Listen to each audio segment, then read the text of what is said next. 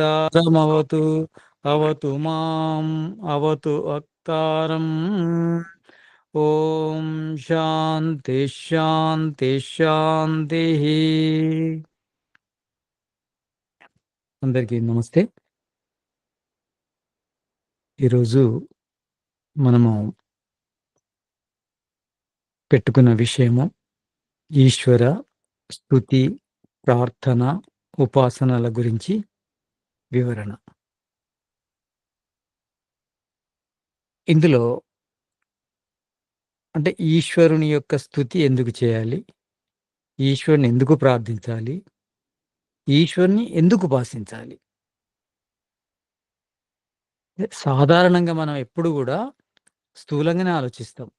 భక్తి అంటే భక్తి, అదొక భక్తి, అదొక తంతు. అన్ని భక్తులాగా ఈ స్తుతి, ప్రార్థన, ఉపాసన అనేది కూడా ఒకటి చేసుకోవాలి. అంటే అన్ని కార్యక్రమాల్లో అదొకటి.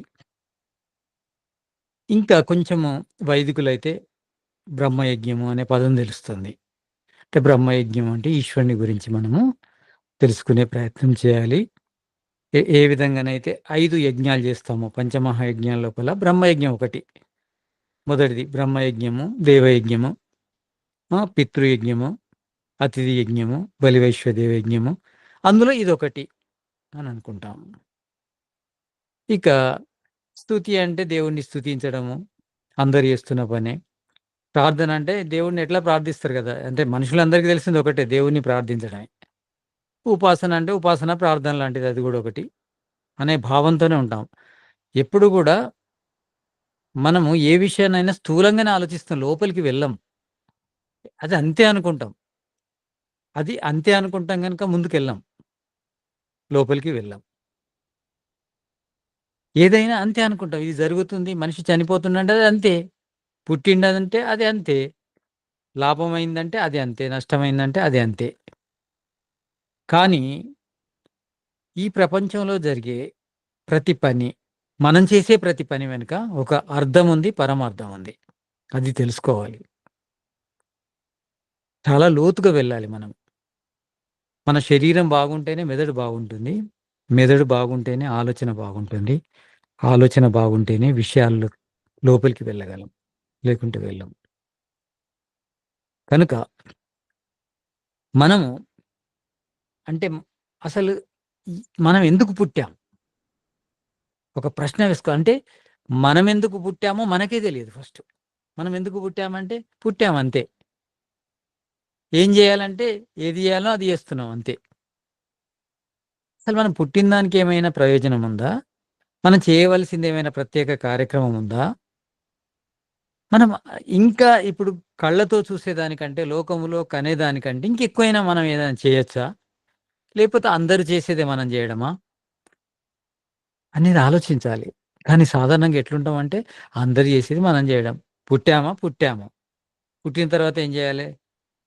తల్లిదండ్రులైతే పిల్లల్ని చదివిస్తారు. చదువుకోవాలి. చదువుకోవడం ఎందుకు? మంచి ఉద్యోగాలు చేయాలి, బాగా సంపాదించాలని. ఇక ఈ అబ్బాయి పెరిగి తాను చదువుకుంటాడు, మంచి జాబ్‌ని కొట్టాలని అనుకుంటాడు అంతే. తర్వాత ఏంటిది? జాబ్ సంపాదించుకున్న తర్వాత పెళ్లి చేసుకోవాలి. పెళ్లి తర్వాత పిల్లలు, పిల్లల తర్వాత ఇల్లు, వాహనము.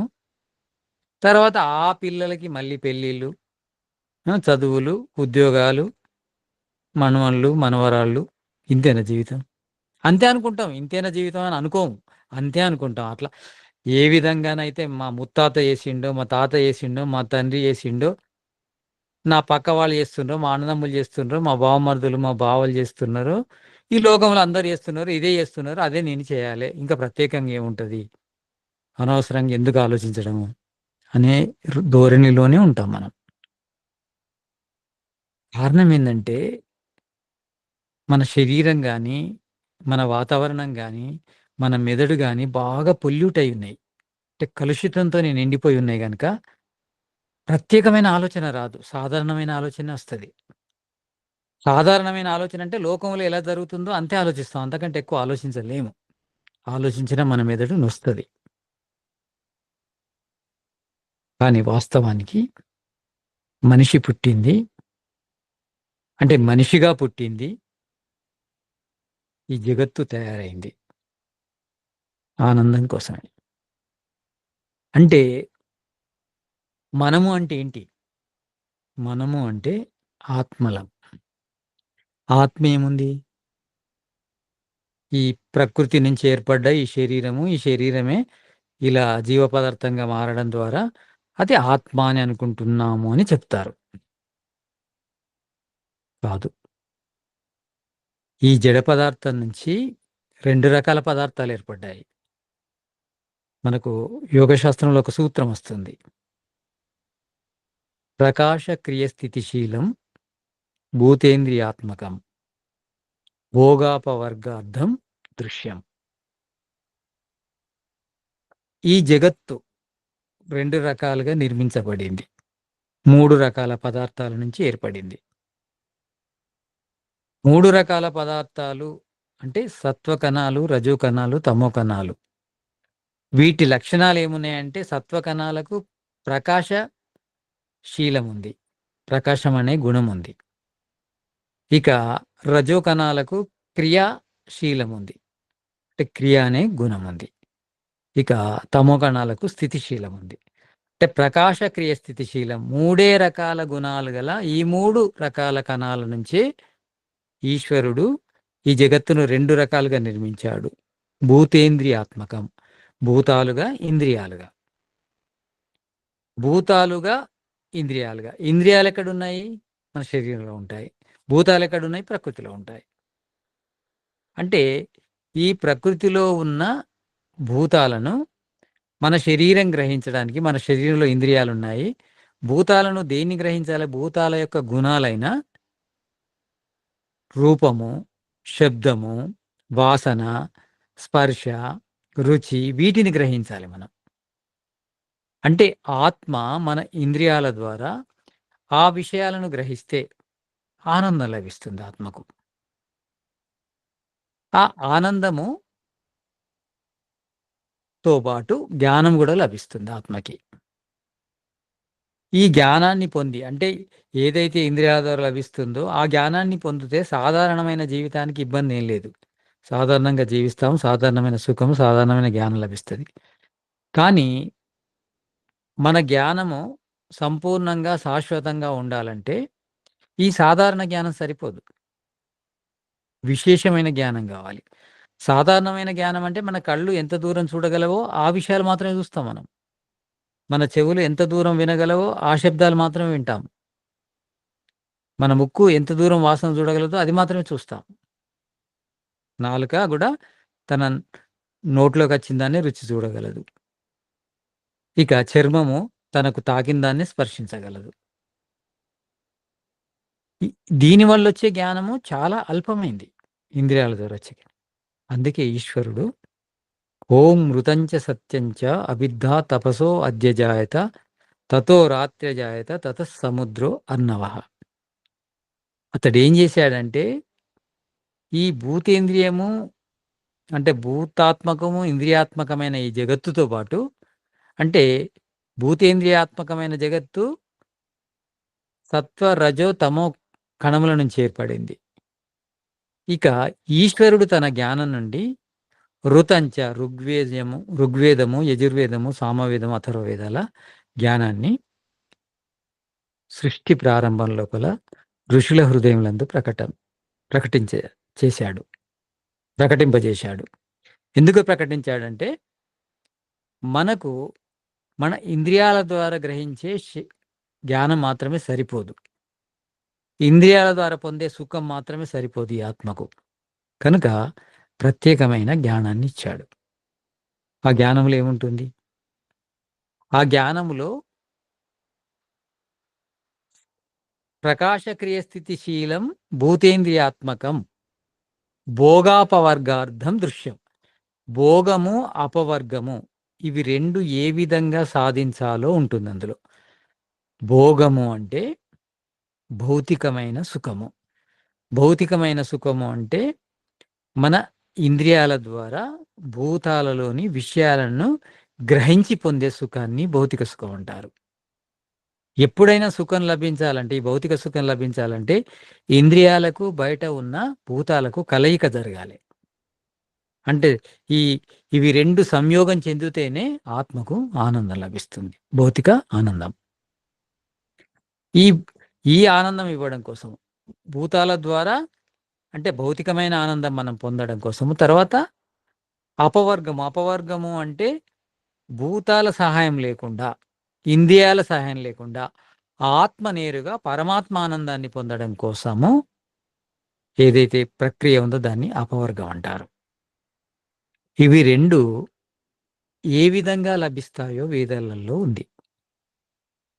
ఇవి 2 ఏ విధంగా లభిస్తాయో. అంటే మనము ఆనందాన్ని పొందడానికి పుట్టాము. జగత్తు కూడా ఆనందం ఇవ్వడానికే ప్రయత్నం చేస్తుంది. ఈశ్వరుడు గూడా మనకు ఆనందం ఇవ్వడం కోసమే ఈ జగత్తును ఆ విధంగా నిర్మించాడు. భూతేంద్రియాత్మకంగా వేదాన్నిచ్చాడు.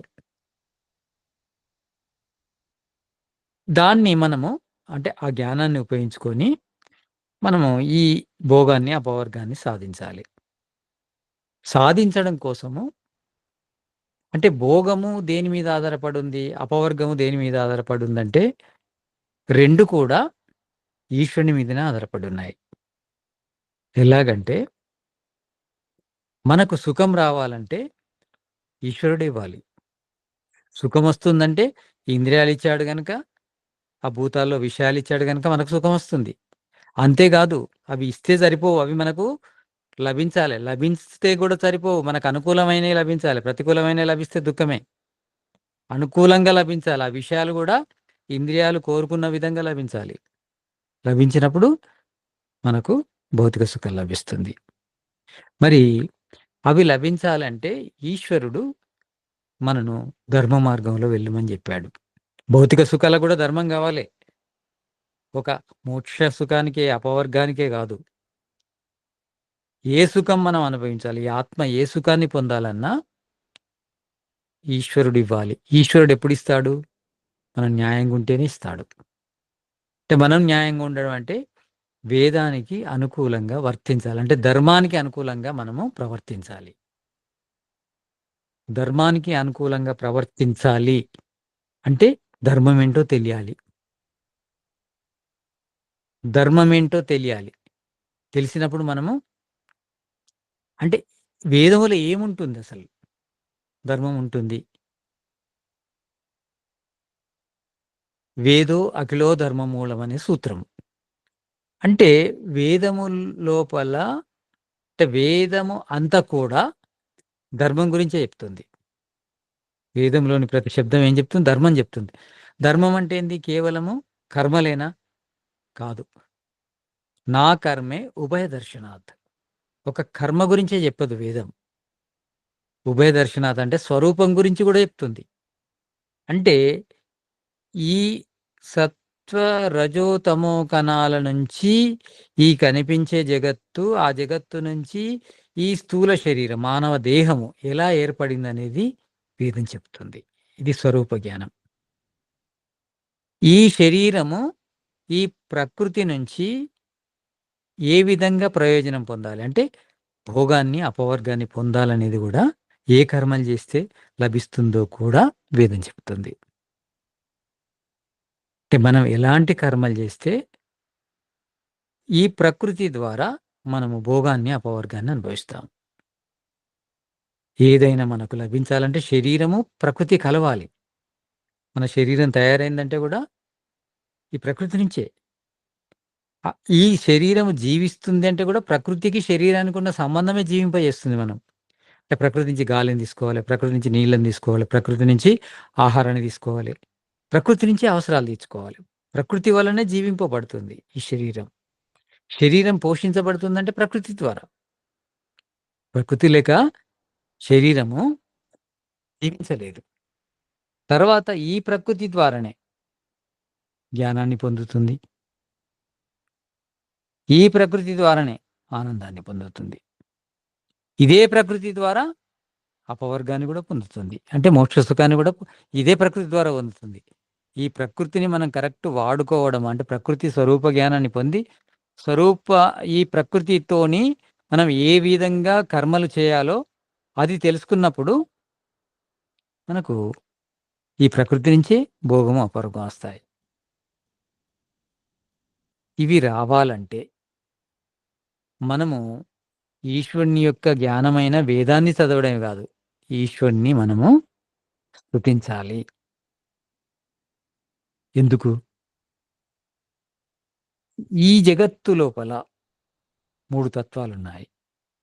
ప్రకృతి తత్వం, జీవతత్వం, ఈశ్వరతత్వం. ఇందులో ఈశ్వరతత్వం, జీవతత్వం 2 చేతన పదార్థాలు. ప్రకృతి ఒకటి మాత్రమే జడం. చేతనము అంటే అర్థం ఏంటంటే తనను తాను చూడగలదు. తాను అనుకోగలదు. నేను, నాకు అనే భావన కలిగి ఉండేదాన్ని చేతనం అంటారు. జడ పదార్థాలకు అది ఉండదు. ఒక కుర్చీ ఉందనుకోండి, నేను అనే భావం ఉండదు వాటికి. అహం ఉండదు. ఆత్మకు అహం ఉంటుంది. అహం అంటే నేను అనే భావన ఉంటుంది. నేను అనే భావనతోటి నాకు సుఖము కావాలని ఉంటుంది అది ఆత్మకు. దుఃఖము వద్దు అని ఉంటుంది. ఈ సుఖము పొందడముకు, దుఃఖాన్ని వదలడానికి కూడా ప్రయత్నం చేస్తుంది ఈ ఆత్మ. ఆత్మ లోపల ఇచ్ఛ ఉంది. అంటే సుఖం కావాలనే కోరిక ఉంది. దుఃఖము వద్దనే ద్వేషము ఉంది. ఇక జ్ఞానము తనకున్న జ్ఞానము ద్వారా ఏది సుఖమో ఆ సుఖాన్ని ఎలా పొందాలో, ఏది దుఃఖమో ఆ దుఃఖాన్ని ఎలా వదలాలో అనే జ్ఞానము కూడా ఆత్మ గ్రహిస్తుంది. తర్వాత దానికి తగ్గట్టు ప్రయత్నం చేస్తుంది. ఇక్కడ ఆత్మకు ఈ ఇచ్ఛ, ద్వేషము, ప్రయత్నం అనేవి స్వాభావిక గుణాలు. కానీ సుఖము, దుఃఖము, జ్ఞానము అనేటివి బయట నుంచి తీసుకోవాలి. లోపలుండవు. సుఖం కావాలని ఉంది కానీ సుఖం లేదు లోపల. దుఃఖము వద్దని ఉంది, దుఃఖం లోపల లేదు కానీ దుఃఖము బయట నుంచి వస్తది కదా! దాన్ని రానివ్వకుండా ప్రయత్నం చేస్తుంటది. సుఖము బయట నుంచే వస్తది. దుఃఖము బయట నుంచే వస్తది. జ్ఞానము బయట నుంచే వస్తది ఆత్మకు. అంటే పొందితే వచ్చే వాటిని నైమిత్తిక లక్షణాలంటారు. ఇక స్వాభావికంగా ఉన్న వాటిని స్వభావ లక్షణాలంటారు. అంటే ఆత్మకు 6 లక్షణాలున్నాయి. ఇచ్ఛా, ద్వేషము, సుఖము, దుఃఖము, జ్ఞానము, ప్రయత్నము. ఇందులోపల ఇచ్ఛా, ద్వేషము, ప్రయత్నమేమో స్వాభావికంగా ఉంటాయి. ఇక సుఖము, దుఃఖము, జ్ఞానం అనేటివి బయట నుంచి తీసుకోవాలి. ఆత్మకు సుఖం కావాలని ఉంటది. దుఃఖం వద్దని ఉంటది. జ్ఞానం కావాలని ఉంటది. ఈ సుఖము, జ్ఞానం ఎక్కడి నుంచి? బయట నుంచే తీసుకోవాలి.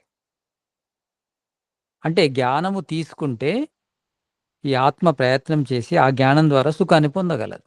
దుఃఖాన్ని వదలగలదు. మరి ఆ జ్ఞానము మామూలుగా మనము మన ఇంద్రియాల ద్వారా గ్రహించేది సరిపోదు. అది ప్రత్యేకంగా మనము వేదాన్ని చదవాలి. ఇందులో వేదము లోపల 3 విషయాల గురించుంది. ఈశ్వరతత్వం అంటే ఏందింది? ప్రకృతి తత్వం ఏంటో ఉంది. జీవతత్వం గురించుంది. ఈ మూడిటి అవేర్‌నెస్ అనేది మనకు వస్తుంది వేదం చదివితే. అందులో ఈ జీవతత్వము, ఈశ్వరతత్వం 2 చేతనం గదా! ఈ ప్రకృతి తత్వం మాత్రం జడం. ఈ ప్రకృతి తత్వము ఏ విధంగా ఈ ఈ కనిపించే జగత్తులాగా మారింది అనేది ఉంటుంది వేదం లోపల. జీవుని యొక్క లక్షణాలు ఏముంటాయి? ఈశ్వరుని లక్షణాలు, తన లక్షణాలు గూడా అందులో రాశాడు. ఇందులో అన్నిటికంటే సూక్ష్మమైన జ్ఞానము ఈశ్వరుని యొక్క జ్ఞానం. అంటే ఈశ్వరుని జ్ఞానం తెలిస్తే ఈ జీవతత్వం యొక్క జ్ఞానము, ప్రకృతి తత్వం యొక్క జ్ఞానము మనకు తెలుస్తూ ఉంటుంది. ఈ జ్ఞానం తెలవడం కోసము వేదంతో పాటు మనము ఈశ్వరుని గురించి మనము సంబంధం కలిగి ఉండాలి. ఆ సంబంధం 3 రకాలుగా ఉంటుంది. స్తుతి, ప్రార్థన, ఉపాసన. ఈ ఆత్మకు పరమాత్మతోని సంబంధము ఈ 3 విధానాల ద్వారా కలుగుతుంది. స్తుతి ద్వారా, ప్రార్థన ద్వారా, ఉపాసన ద్వారా. స్తుతి, స్తుతి అంటే ఈశ్వరుని యొక్క జ్ఞానాన్ని మననం చేయడం. ఈశ్వరుడు సర్వజ్ఞుడు, సర్వశక్తిమంతుడు, సర్వవ్యాపకుడు, అజరుడు, అమరుడు, సమస్త జగతుత్పాదకుడు, సకల ఐశ్వర్యములనిచ్చువాడు, సమస్త సుఖములనిచ్చువాడు, తెలియుటకు, పొందుటకు, పూజించుటకు యోగ్యుడు, సర్వవ్యాపకుడు, సర్వాంతర్యామి, అనురోరణియాన్, మహతో మహియాన్, అణు లోపల ఉన్నాడు, ఆకాశానికి బయట ఉన్నాడు, సర్వత్ర వ్యాపకుడై ఉన్నాడు, ఇలా అనుకోవడాన్ని స్తుతి అంటారు. ఇది ఈశ్వరుని యొక్క జ్ఞానముని మననం చేయడం స్తుతి అంటే. ఇక ప్రార్థన అంటే ఈశ్వరుని అర్థించడం, ప్రకర్ష రూపంగా అర్థించడం. అర్థించడం అంటే కోరుకోవడం. ఈశ్వరుని ఎందుకు కోరుకోవాలి అంటే, ఈశ్వరుడు మనకు కావలసినవన్నీ అనంతంగా కలిగి ఉన్నాడు. మనం జ్ఞానం కావాలనుకో జ్ఞానం అనంతంగా అతనిలోనే ఉంది. మనం శక్తి కావాలనుకుంటాం, శక్తి అనంతంగా అతనిలోనే ఉంది. ఐశ్వర్యం కావాలనుకో ఐశ్వర్యం అనంతంగా అతనిలోనే ఉంది. సుఖము కావాలనుకో సుఖం కూడా అనంతంగా అతనిలోనే ఉంది. అంటే ఈ జీవుడికి కావలసిన ప్రతిదీ, ఈ జీవుడి సుఖానికి కారణమైన ప్రతి పదార్థము ఈశ్వరుని లోపలనే ఉంది. అనంతంగా ఉంది గనక ఈశ్వరుని మనం ప్రార్థించాలి. ప్రార్థన. తర్వాత ఉపాసన. ఉపాసన అంటే ఏంటి? ఉపాసన అంటే సమీపానికి చేరుకోవడం. అంటే ఈశ్వరుని సమీపానికి మనం చేరుకోవాలి. ఈశ్వరుని సమీపం చేరుకోవాలంటే ఈశ్వరుడు ఎక్కడున్నాడు? వేరే ఎక్కడైనా యాత్ర స్థలాలలో ఉన్నాడా? లేపోతే ఆకాశం పైన ఉన్నాడా? వేరే లోకాలున్నాయి. వైకుంఠ లోకము, ఆ! కైలాసము ఇలా అక్కడున్నాడా? స్వర్గలోకము. మరి చేరుకోవాలంటే ఏంటి? చేరుకోవాలంటే ఈశ్వరుడు మనకు స్థానదూరం లేడు. ఇక్కడున్నడు. మన లోపలనే ఉన్నాడు. మనతోనున్నడు. అతనికి మనకు కాలదూరం లేదు. కాలదూరం అంటే ఒకప్పుడున్నడు. పోయిన ఒక 100 సంవత్సరాల కిందుండే, రాముని కాలంలో ఉండే, కృష్ణుని కాలంలో ఉండే అట్లా గాదు. ఇప్పుడు ఉన్నాడు. ఈ క్షణం ఉన్నాడు. ఇక ముందు ఉంటాడు. ఎప్పుడు ఉంటాడు. మరి కాలదూరం లేదు. స్థాన దూరం లేదు. మరి అతనికి దగ్గర గావడం అంటే ఏంటి? అతనికి మనకు జ్ఞాన దూరం ఉంది. ఆ జ్ఞాన దూరము అంటే అతనికి మనకు మధ్యలో ఏముంది? అజ్ఞానం ఉంది. అజ్ఞానాన్ని దూరం చేసుకోవడం కోసం మనము స్తుతిస్తూ, అతన్ని ప్రార్థిస్తూ. స్తుతించడం అంటే అతని గుణాలను కీర్తిస్తూ, అతన్ని ప్రార్థిస్తూ, తన గుణాలకు అనుకూలమైన స్వభావం మనకిమ్మని, తన ప్రేమకు మనను పాత్రులను చేయమని, మనము ధర్మార్థ కామ మోక్షాలు సాధించడానికి గావలసిన సామర్థ్యాన్నిమ్మని, ఆ సామర్థ్యానికి ముఖ్యమైన బుద్ధినిమ్మని ప్రార్థించాలి. ఆ ప్రార్థనతో ప్రార్థిస్తూ ఉపాసన జేయాలి. ఉపాసన అంటే తనలాగా మనము తన కర్మలు జేస్తూ నిజంగా నిజమైన ఉపాసన అంటే ఏంటిది? ఈశ్వరుని యొక్క నిజమైన ఉపాసన అంటే ఏంటి? సర్వక్రియాణం పరం గురౌ అర్పణం తత్ఫల సన్యాసోవ. ఎవరైతే ఈశ్వరుని ఆజ్ఞకు అనుకూలంగా వర్తిస్తారో, ప్రతి కర్మను ఈశ్వరుని ప్రాప్తి కోసం చేస్తారో అదే నిజమైన ఉపాసన. అంటే ఈశ్వరుని ఆజ్ఞకు అనుకూలంగా. ఈశ్వరుని ఆజ్ఞ ఎప్పుడు తెలుస్తుంది మనకు? వేదం చదువుతూనే తెలుస్తుంది. ఈశ్వరుడు ఏం ఆదేశించిండు మానవునికి? ఏం చేయాలన్నాడు? ఏమి చేయొద్దన్నాడో తెలుసుకోవాలి. సర్వక్రియాణం పరంగురవర్పణం. సమస్త క్రియలు అతని ఆదేశానికి అనుకూలంగా ఉండాలి. తత్ఫల సన్యాసోవ. దేని గురించి కూడా మనం ఫలం అడగకూడదు. ఈశ్వరుని ప్రాప్తినే కోరుకోవాలి. అది ఈశ్వరుని యొక్క ఉపాసన అంటే నిజమైన భక్తి అంటే. స్తుతి, ప్రార్థన, ఉపాసన. ఇక ప్రార్థన లోపల మనకు ఒక ముఖ్యమైన ప్రార్థనుంది. తేజోసి తేజోమయి దేహి. వీర్యమసి వీర్యం మయి దేహి. బలమసి బలం మయి దేహి. ఓజోసి ఓజోమయి దేహి. మన్యురసి మన్యుం మయి దేహి. సహోసి సహో మయి దేహి. ఈ 6 కోరుకోవాలి ఈశ్వరుని నుంచి మనం. ఈ 6 అనంతంగా ఉన్న వ్యక్తి గనక ఇవి సంపూర్ణంగా ఇమ్మని ఈశ్వరునే కోరుకోవాలి. ఈ 6 మనకు ముఖ్యమైనవి. దేవుణ్ణి ప్రార్థించడం లోపల ఈ 6 కోరుకోవాలి మనం. తేజోసి తేజోమయి దేహి. తేజస్సు, తేజస్సు అంటే జ్ఞానాన్నిమ్మని. వీర్యమసి వీర్యం మయి దేహి. వీర్యము అంటే పరాక్రమాన్నిమ్మని.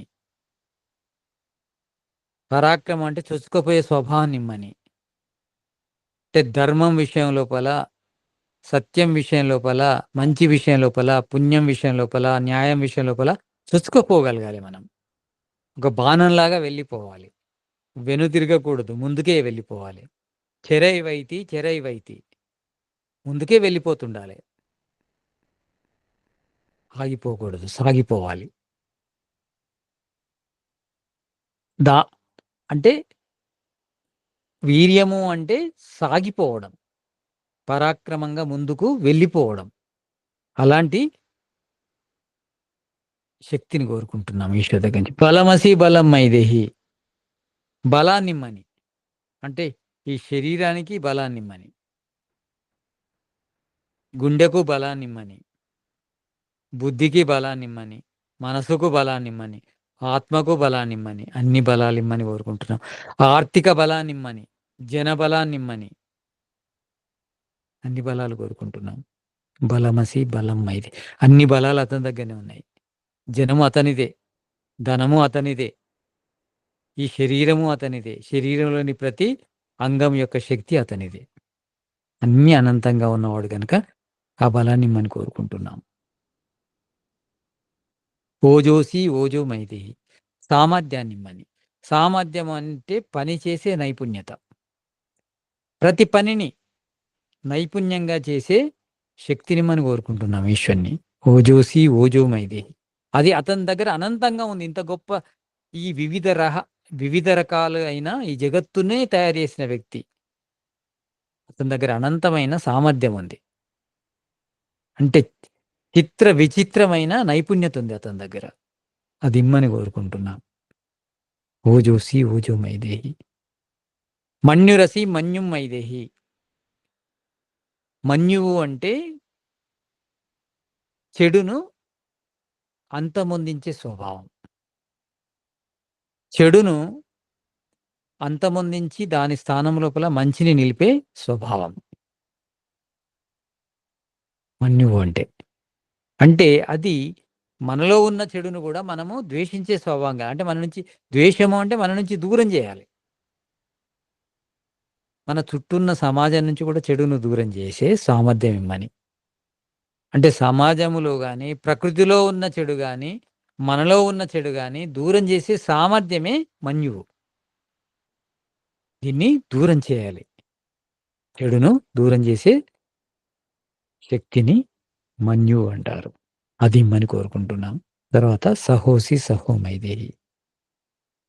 సహనాన్నిమ్మని కోరుకుంటున్నాము. సహనం అంటే మనకన్నీ గూడా ద్వంద్వాలుగానే దొరుకుతాయి. సుఖము, దుఃఖము, లాభము, నష్టము, మానము, అవమానము, నింద, స్తుతి. బయట గూడా చలి, వేడి, అతివృష్టి, అనావృష్టి, పేదరికము, ధనవంతము అన్నీ గూడా డబులే ఉంటాయి. 2 రకాలుగా ఉంటాయి. ఒకటి వ్యతిరేకము, ఒకటి అనుకూలము. ఇవి ఏవి మనకు లభించినా వాటిని సహించే శక్తిని మనం కోరుకుంటున్నాం. సహోసి సహోమైదేహి. ఈశ్వరునికి ద్వంద్వాల బాధ లేదు. ఒకరు తిట్టినా తాను బాధపడడు. ఒకరు మెచ్చుకున్నా పొంగిపోడు. అంటే ఆ సహనం మనకు కావాలి. అంటే ద్వంద్వాలను ఓర్చుకునే శక్తిని మనం కోరుకుంటున్నాము. అంతేకాదు. మనము అంటే ఎప్పుడైతే అంటే కష్టపడతామో అప్పుడు మన పాపాలు తగ్గుతుంటాయి. సహనం అంటే కష్టాలను, అంటే కష్టపడే స్వభావం. అంటే కష్టపడడం. అంటే సుఖపడడానికి అలవాటు పడి కొంచెం గూడా కష్టపడకపోవడం గాదు. కష్టాలను సహించే శక్తి. ద్వంద్వాలను గాదు. కష్టాలను సహించే కూడా శక్తి ఇమ్మంటున్నాము. ఇక ధర్మం కోసము ఇబ్బందులొస్తాయి. న్యాయం కోసం ఇబ్బందులొస్తాయి. సత్యం కోసం ఇబ్బందులొస్తాయి. ఆ ఇబ్బందులను గూడా ఓర్చుకునే సహనాన్ని ఇమ్మంటున్నాము. అంటే ఇబ్బందులొచ్చినా వాటిని సహించుకుంటే మనము ధర్మ మార్గంలో అవుతాం. లేకుంటే ధర్మ మార్గంలో సహించలేదనుకోండి మనం, మనకు సహనం లేదనుకోండి, ధర్మాన్ని వదిలేసి అధర్మ మార్గంలోకొస్తాం. ఆ సహించే శక్తినిమ్మని ఈశ్వరుని సహనం. సహనము అంటే యోగశాస్త్రంలో ఒక సూత్రం వస్తది. వితర్క హింసాదయ కృతకారిత అణుమోదిత లోభ క్రోధ మోహపూర్వక మృదు మధ్య అధిమాత్ర అనంత దుఃఖ అజ్ఞాన ఫల ఇది ప్రతిపక్ష భావనం. అంటే ఎవరికైతే ఈ ప్రతిపక్ష భావన ఉంటుందో వాళ్ళకి సహనం ఉంటుంది. ప్రతిపక్ష భావనం అంటే చెడు ద్వారా అనంతమైన దుఃఖము, అనంతమైన అజ్ఞానము లభిస్తుంది అని ఎవరైతే భావిస్తారో ఆ చెడు వైపు పోకుండా ఆ చెడు ఆలోచనలు అంతమొందిస్తూ ధర్మ మార్గంలో వెళ్ళేటప్పుడు కష్టాలు వచ్చినా ఓర్చుకునే సహనం వస్తుంది. అప్పుడు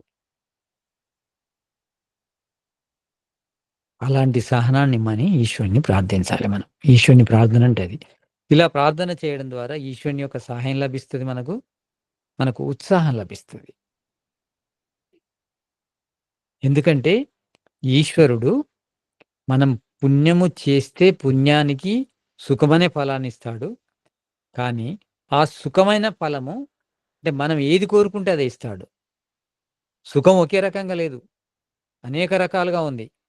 ఈ జగత్తు లోపల సుఖం అనేక రకాలు. మనం ఏ సుఖాన్ని కోరుకుంటే అదే సుఖాన్ని ఇస్తాడు.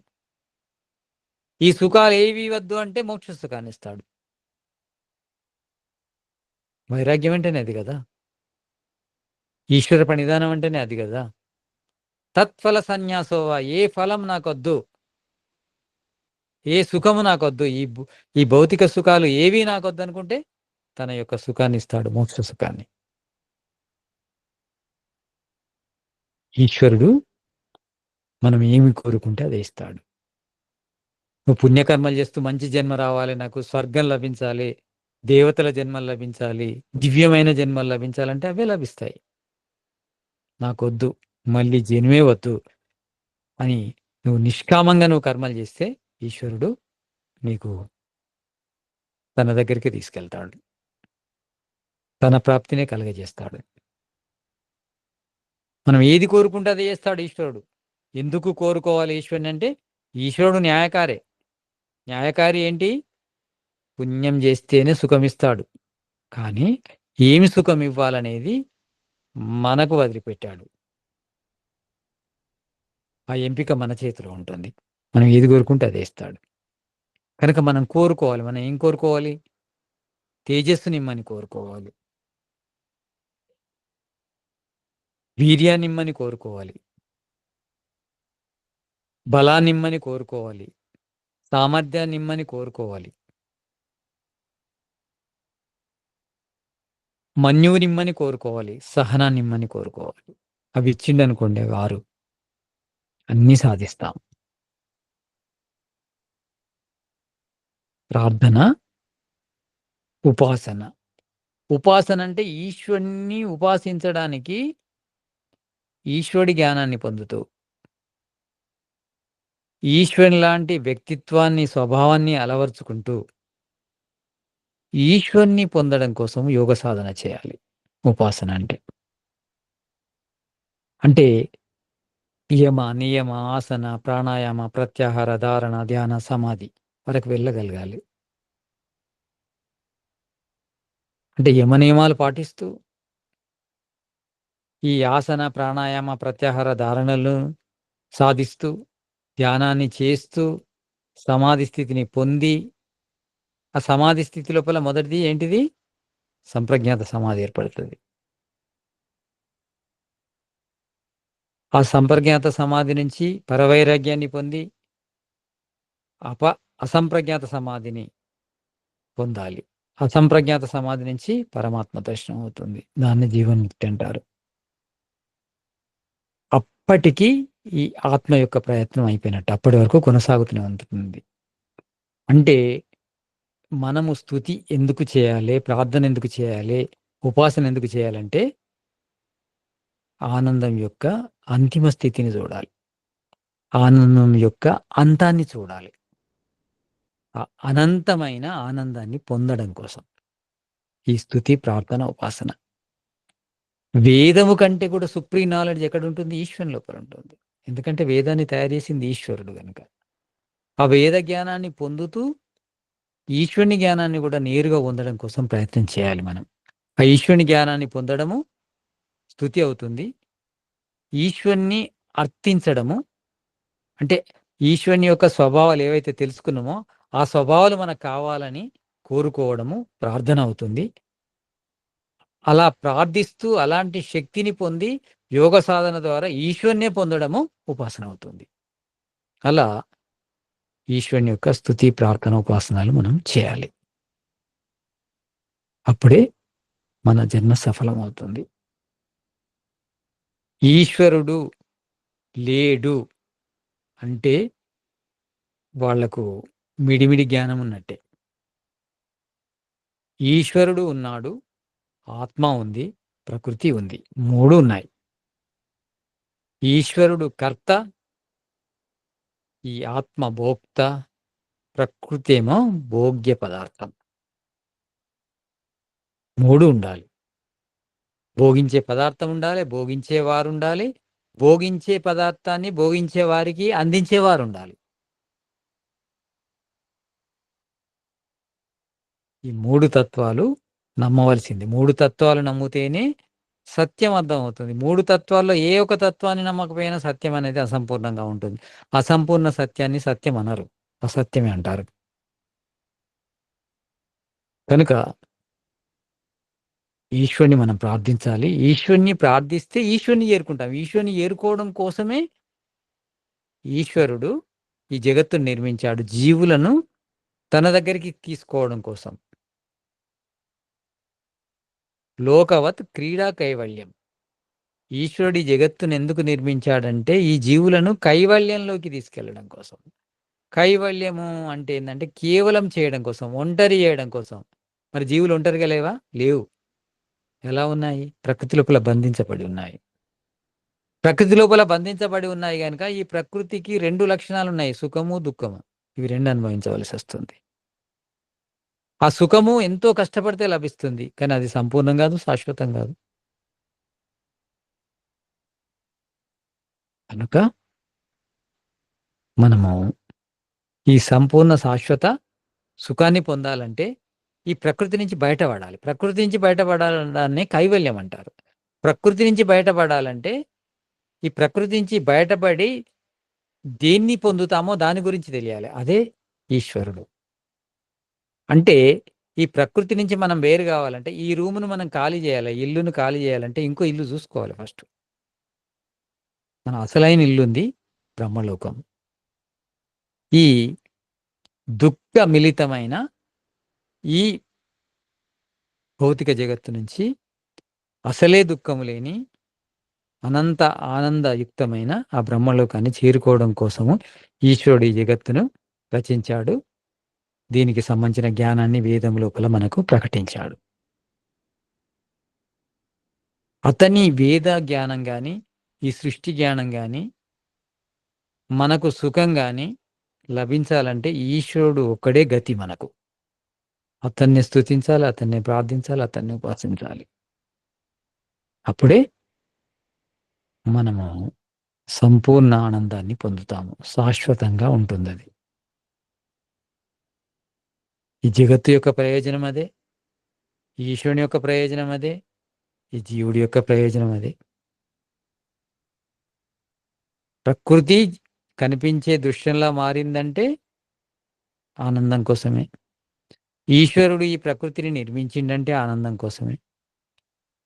మనము ఈ మానవ శరీరంలోకి వచ్చామంటే కూడా ఆనందం కోసమే.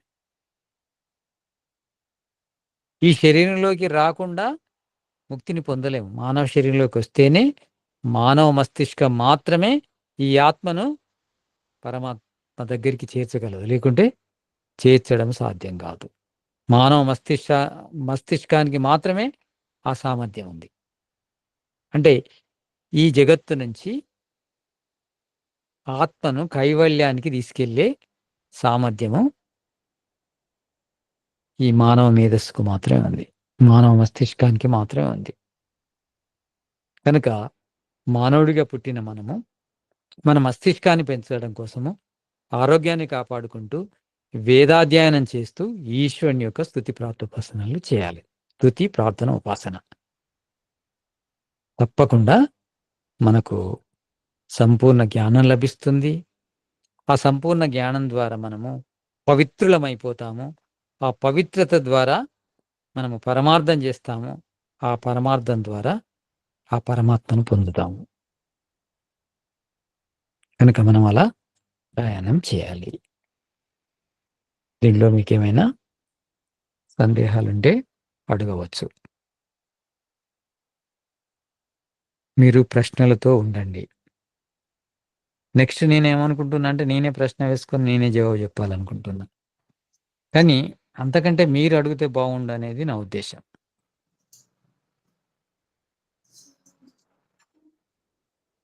ఉన్నాయా ప్రశ్నలు?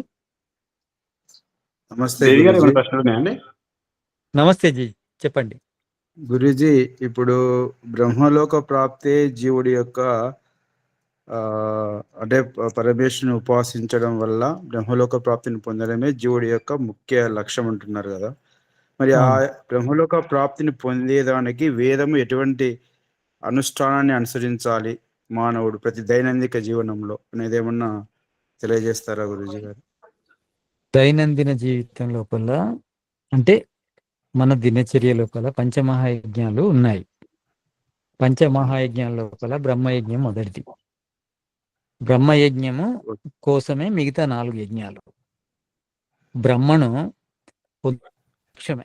వాస్తవానికి చెప్పాలంటే సంధ్యావందనం లోపల కూడా ఓం షణ్ణో దేవి రవిష్ఠ ఆపో భవంతు పీతయే శయ్యో రవిశ్రవంతన, దానికోసమే సంధ్యావందనం. అంటే పూర్ణానంద ప్రాప్తి పొందడం కోసం, అంటే బ్రహ్మ ప్రాప్తి పొందడం కోసమే ఈ ధర్మం కావచ్చు, ఈ జ్ఞానం కావచ్చు, ఈ సృష్టి కావచ్చు, ఇంకా మిగతా యజ్ఞాలు కావచ్చు, అన్ని కూడా దానికోసమే అనే ఉద్దేశం కొద్దీ మనము వాళ్ళు ఏం చెప్పారంటే మనం రుణపడి ఉంటాము కనుక ఆ రుణాన్ని విముక్తి పొందాలి. అంటే మన కర్మల నుంచి విముక్తి పొందనిదే ఈశ్వర ప్రాప్తి జరగదు కనుక రుణాన్ని తీర్చుకునే ప్రయత్నం చేయాలి మనం. రుణము లోపల అంటే ఈశ్వరుని ప్రార్థిస్తూ ఈశ్వరుని యొక్క లక్ష్యాన్ని పెట్టుకొని మనము దేవయజ్ఞం అంటే ప్రకృతిని సంరక్షించుకోవాలి. ప్రకృతిని వాడుకుంటున్నాం కనుక ప్రకృతిని చెడకుండా ప్రకృతిని సంరక్షించే విధంగా మనం చేసేది దేవయజ్ఞము. తర్వాత తల్లిదండ్రుల నుంచి మనం వచ్చాము గనక, అంటే పెద్దవాళ్ళ సహాయంతో మనము ఇంతవరకు వచ్చాము గనక వాళ్ళను కూడా గుర్తు పెట్టుకొని వాళ్లకు కృతజ్ఞత పూర్వకంగా వాళ్ళకి కావాల్సింది ఇవ్వడం. తర్వాత అతిథి. అతిథి అంటే ముందైతే తిథి లేకుండా వచ్చే వాళ్ళంతా సాధులు, సంతులు, సన్యాసులు వచ్చేది కనుక, ధర్మ ప్రచారం చేసేది కనుక, ఎప్పుడు కూడా మనను ధర్మం వైపు ప్రేరేపించే వాళ్ళు కనుక వాళ్ళకు కూడా కృతజ్ఞత పూర్వకంగా, అంటే ఈ రోజు కూడా వాళ్ళు వచ్చి చెప్పకున్నా వాళ్ళ పుస్తకాలు చదవడము, వాళ్ళ మాటలు వినడం ద్వారానే మన లోపల ధర్మం వైపు అభిలాష పెరుగుతుంది. కనుక వాళ్ళకు కూడా కృతజ్ఞత పూర్వకంగా ఋషి రుణం అనుకోండి, వాళ్లకు మనము సేవలు అందించడము అదొకటి. తర్వాత ఇక బలివైశ్వదేవజ్ఞం అంటే మనము మన దైనందిన కార్యక్రమం లోపల కొన్ని తప్పులు చేస్తుంటాము. అంటే చిన్న చిన్న క్రిములు, కీటకాలు చనిపోతుంటాయి. ఆ చనిపోయినది మనకు పాపము, కొంత పాపం వస్తుంది. ఆ పాపానికి పరిహారంగా మనము ఆ చిన్న చిన్న జీవులకు అంటే చీమలకు చక్కెర ఇవ్వడం కానీ, తర్వాత ఇంకా మూగ జంతువులకు ఆహార పదార్థాలు ఇవ్వడం కానీ, అంతేకాకుండా మనుషుల్లో కూడా దీన స్థితిలో ఉన్న వాళ్ళకి, అంగవైకల్యం ఉన్న వాళ్ళకి, భయంకరమైన వ్యాధులు ఉన్న వాళ్ళకి సాయం చేయడము, వృద్ధులకు సాయం చేయడము, ఇలాంటిది కూడా బలివైశ్వదేవ యజ్ఞం కిందకి వస్తుంది. ఇవన్నీ చేయాలి.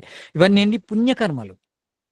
మన పాపాన్ని పరిహారం చేసుకుంటూ పుణ్యాన్ని పెంచుకునే కర్మలు ఇవన్నీ. అవి చేస్తూ ఉండాలి. అవి చేస్తూ మనము యోగ సాధన చేయడము. అంటే యోగ సాధనకి ఏంటంటే మన శరీరము అనుకూలంగా ఉండాలి. అనుకూలంగా ఉండాలంటే శరీరం అనేది ఆహారం ద్వారానే నిర్మించబడుతుంది కనుక మంచి ఆహారం, సాత్విక ఆహారం తీసుకోవాలి. ఆహారము తీసుకొని ఆరోగ్యంగా జీవించాలి. మళ్ళీ అంటే సాత్విక ఆహారం తీసుకుంటున్నాము కానీ అది మన ఆరోగ్యానికి ఏ విధంగా సరిపడుతుంది అనేది కూడా చూసుకోవాలి.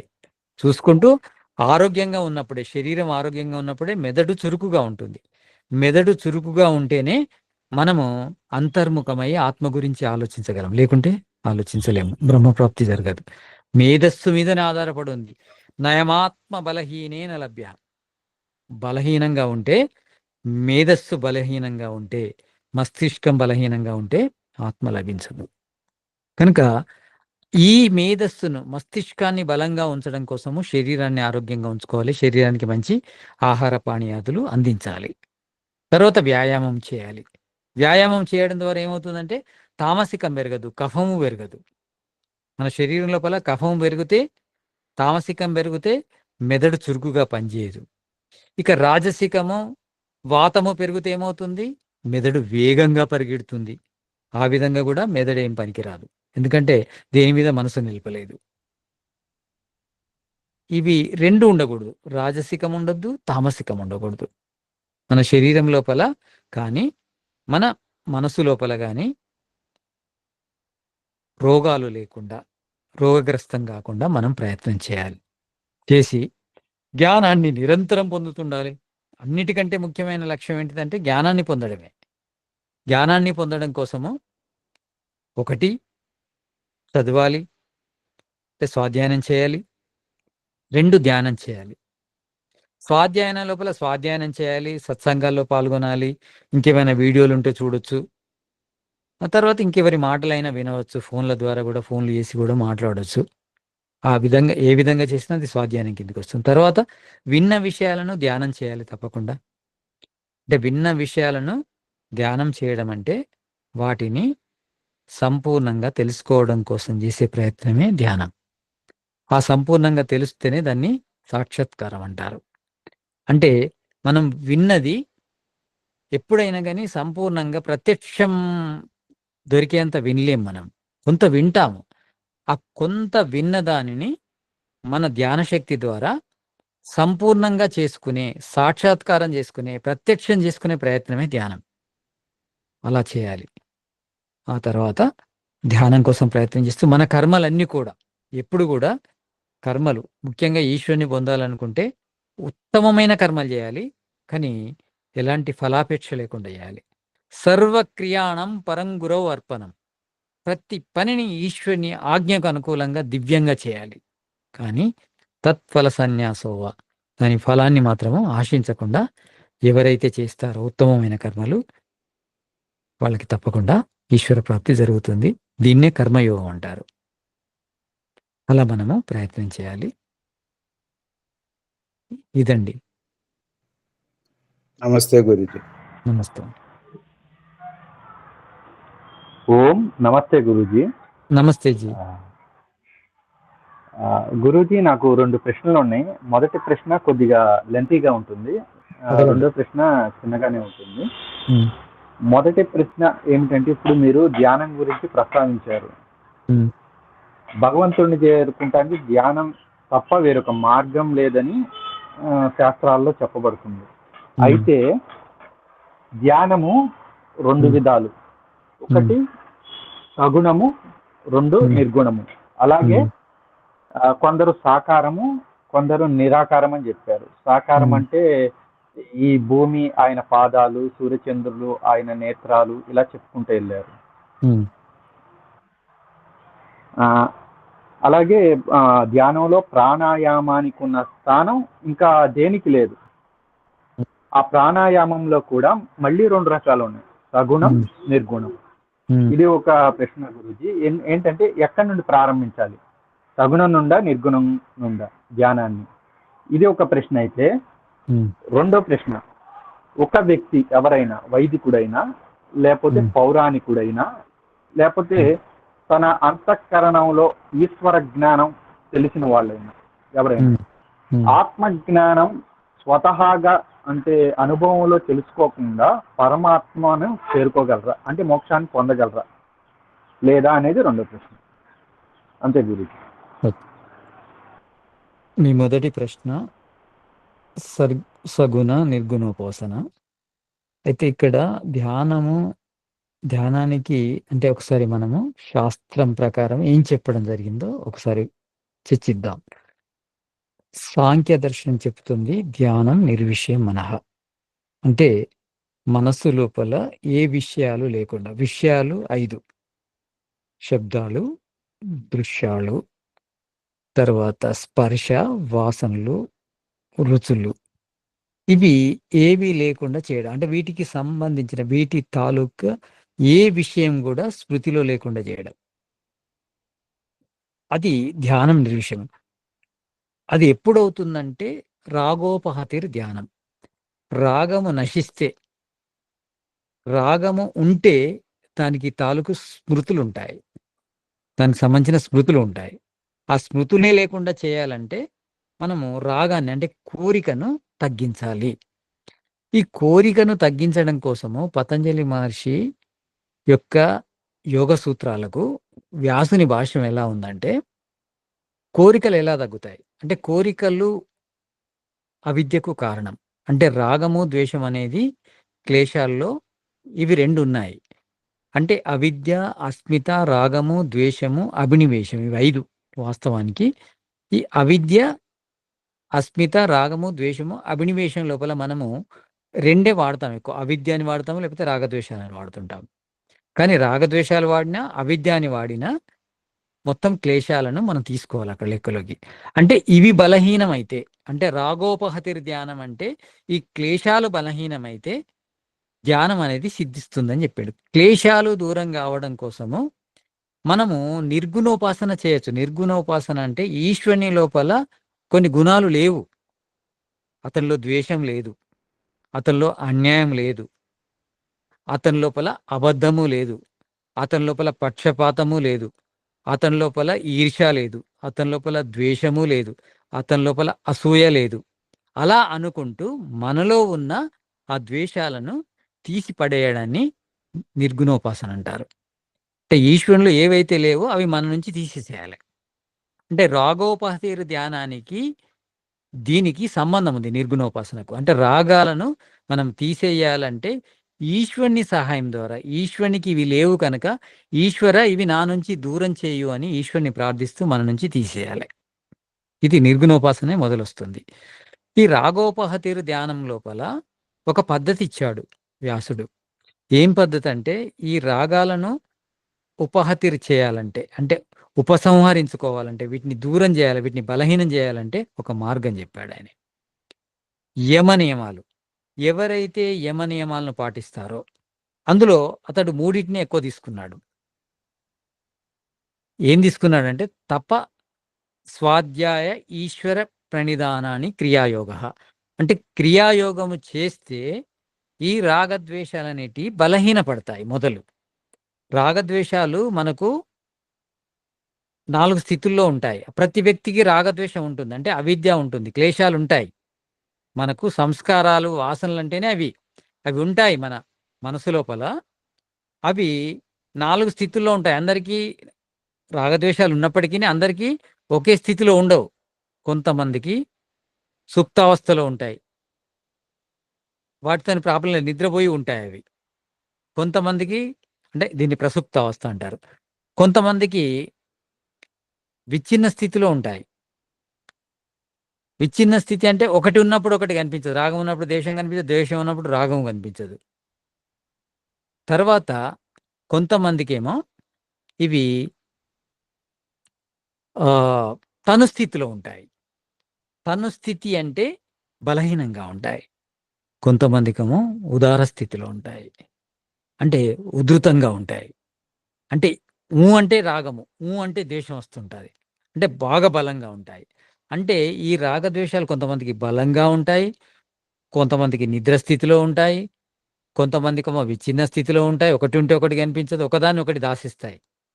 ఇంకా కొంతమందికేమో తనుస్థితిలో ఉంటాయి, అంటే బలహీనంగా ఉంటాయి. తనుస్థితిలో సాధారణంగా ఉండవు, కానీ ప్రయత్నం చేసి తనుస్థితికి తీసుకురావాలి, బలహీన స్థితికి తీసుకురావాలి రాగద్వేషాలను. దానికి ఈ ఈ సూత్రం చెప్పాడు క్రియాయోగం. తపస్వాధ్యాయ ఈశ్వర ప్రణిధానాన్ని క్రియాయోగ.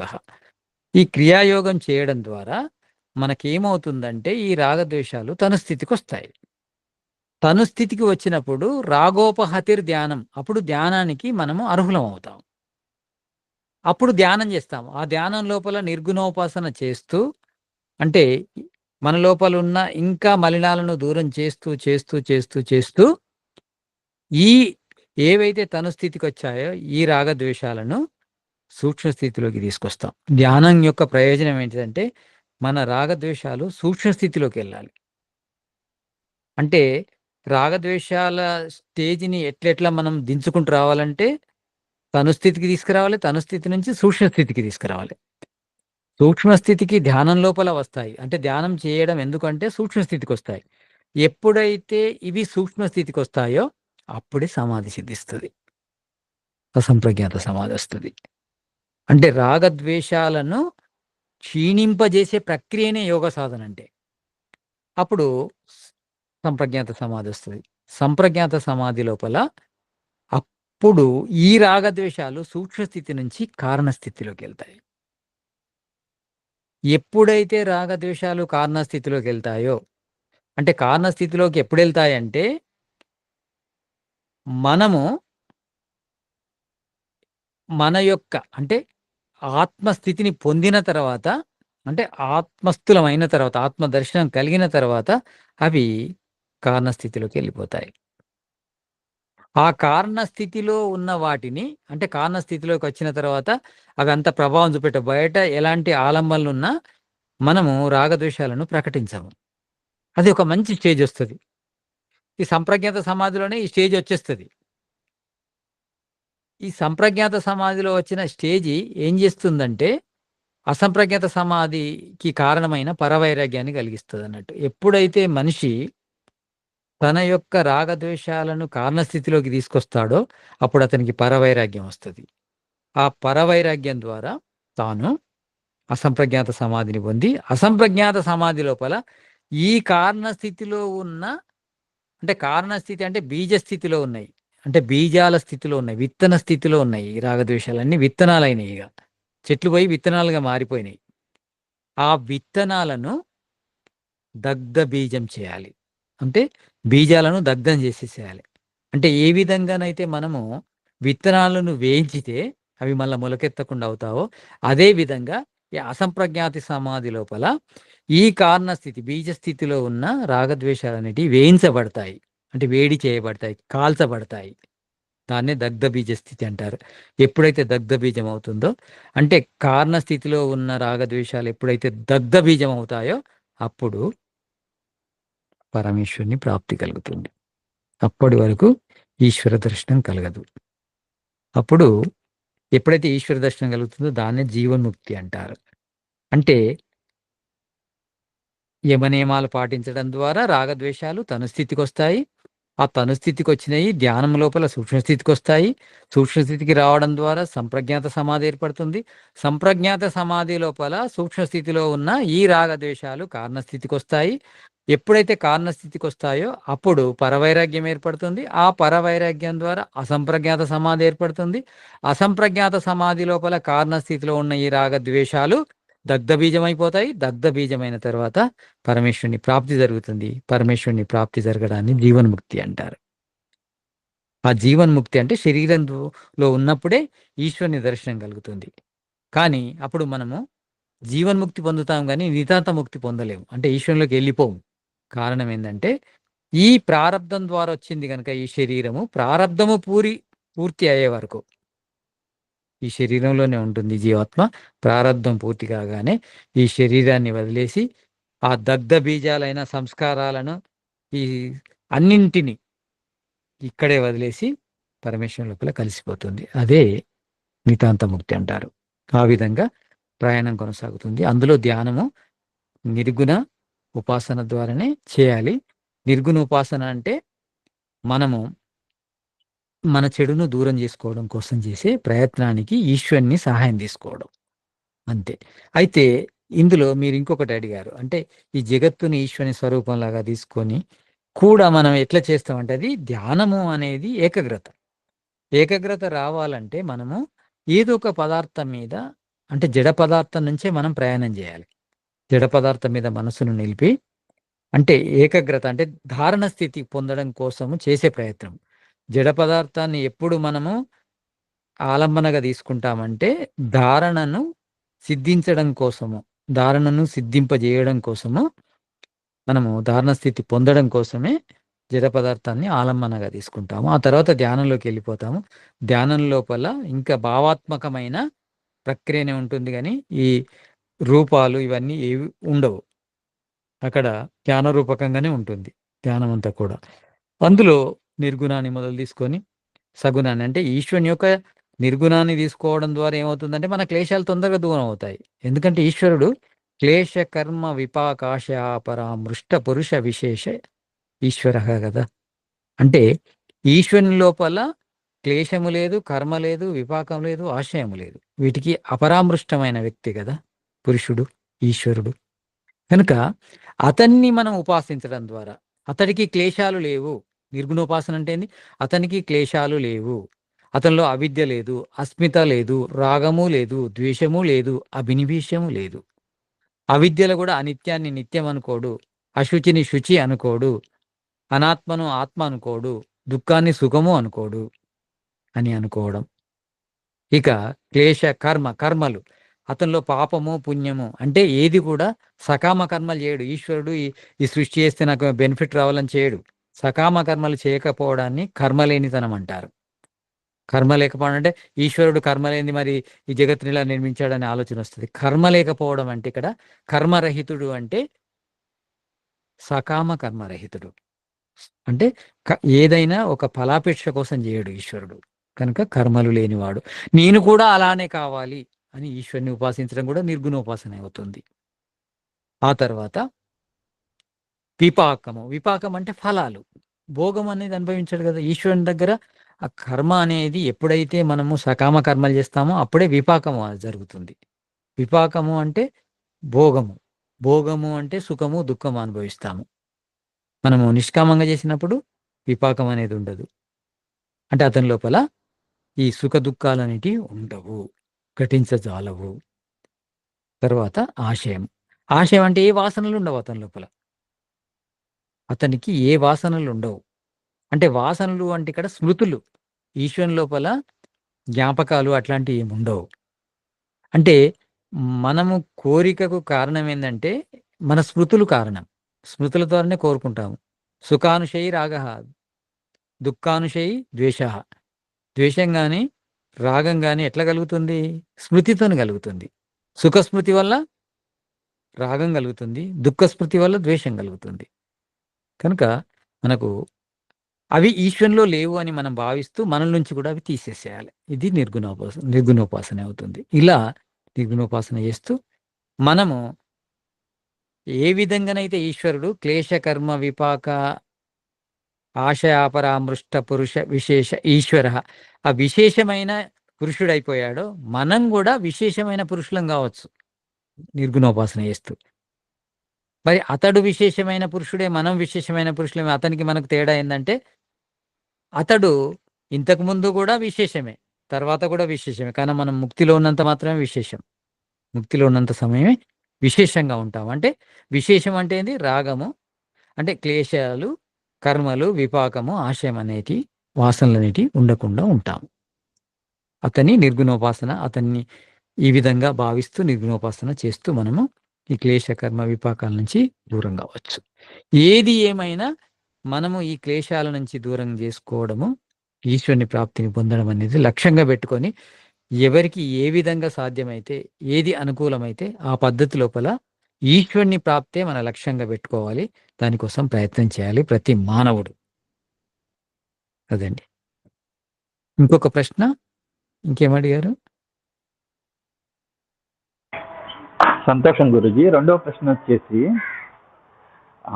వేద జ్ఞానం తెలిసిన వారైనా లేకపోతే వేద జ్ఞానం తెలియక పౌరాణిక జ్ఞానం తెలిసిన వాళ్ళైనా లేదా స్వభావరీత్యా ఈశ్వర జ్ఞానం తెలిసిన వాళ్ళు, అంటే పోయిన జన్మలో చేసి ఆ స్మృతులతో ఈ జన్మలో ఈశ్వర భావన ఎందే మనసు బుద్ధి లగ్నం అయిపోయి ఆత్మజ్ఞానం తెలవక పరమాత్మని అంటే మోక్షానికి చేరుకోగలరా?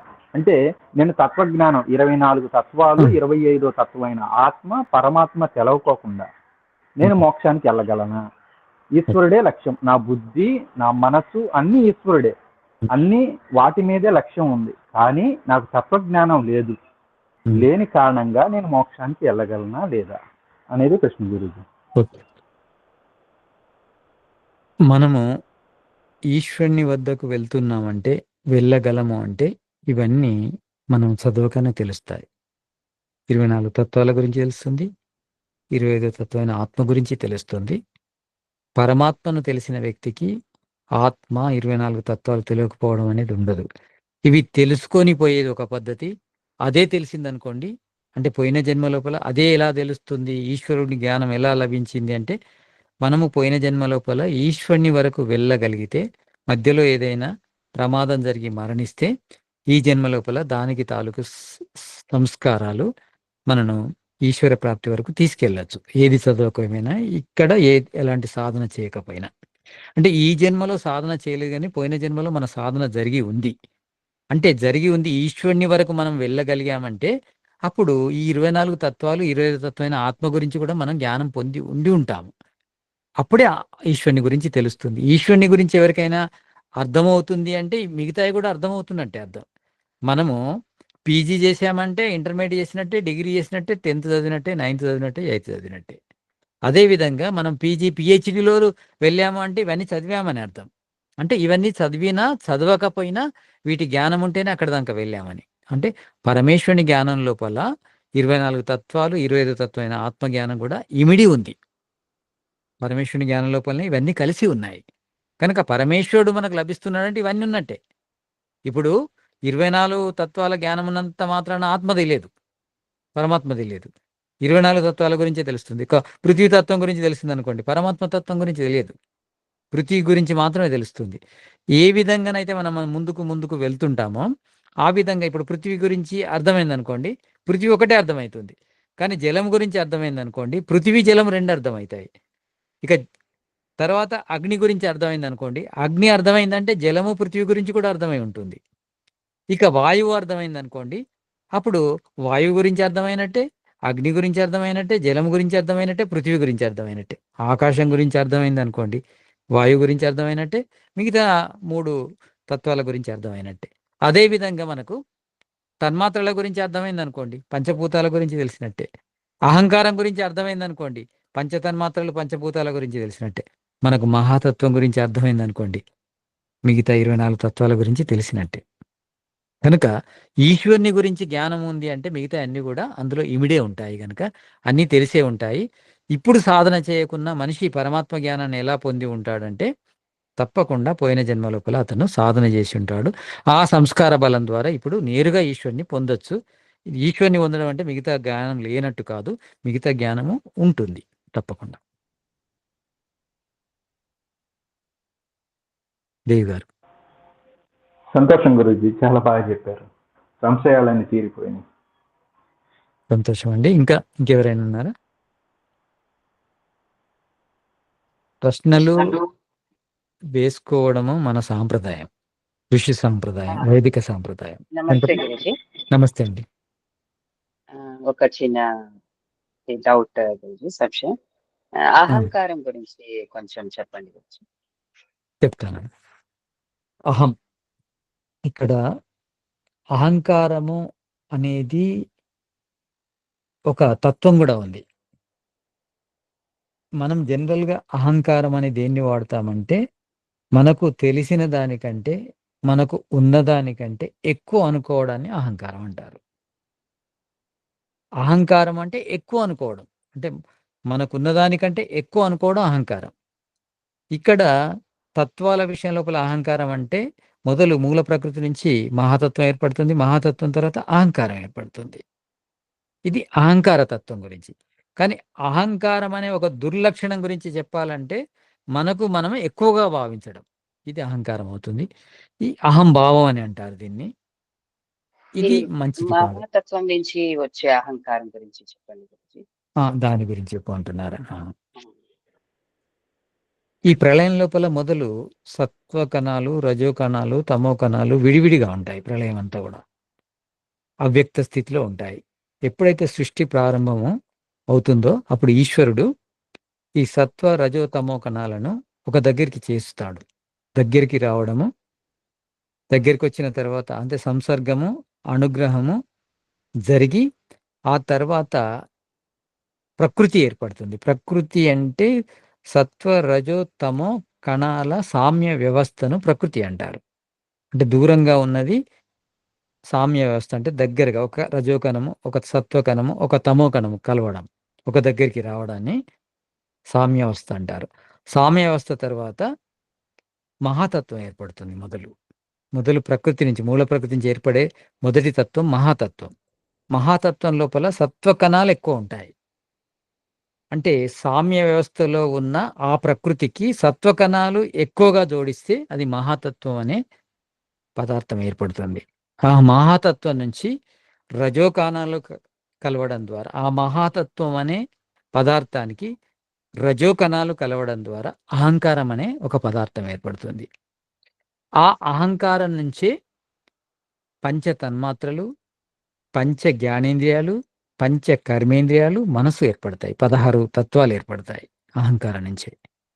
అహంకారము నుంచి ఈ 16 తత్వాలు ఏర్పడతాయి. ఈ 16 తత్వాల్లో 11 తత్వాలు మారకుండా ఉంటాయి. అంటే జ్ఞానేంద్రియాలు, కర్మేంద్రియాలు, మనసు ఈ 11 మళ్ళీ ఇంకా పరిణామము చెందవు. అక్కడికే ఆగిపోతాయి.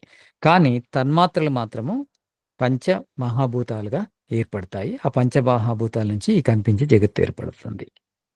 ఇక ఈ అహంకారం నుంచి ఇవన్నీ ఏర్పడ్డాయి. ఈ అహంకారము అంతఃకరణలో ఒక భాగం కూడా.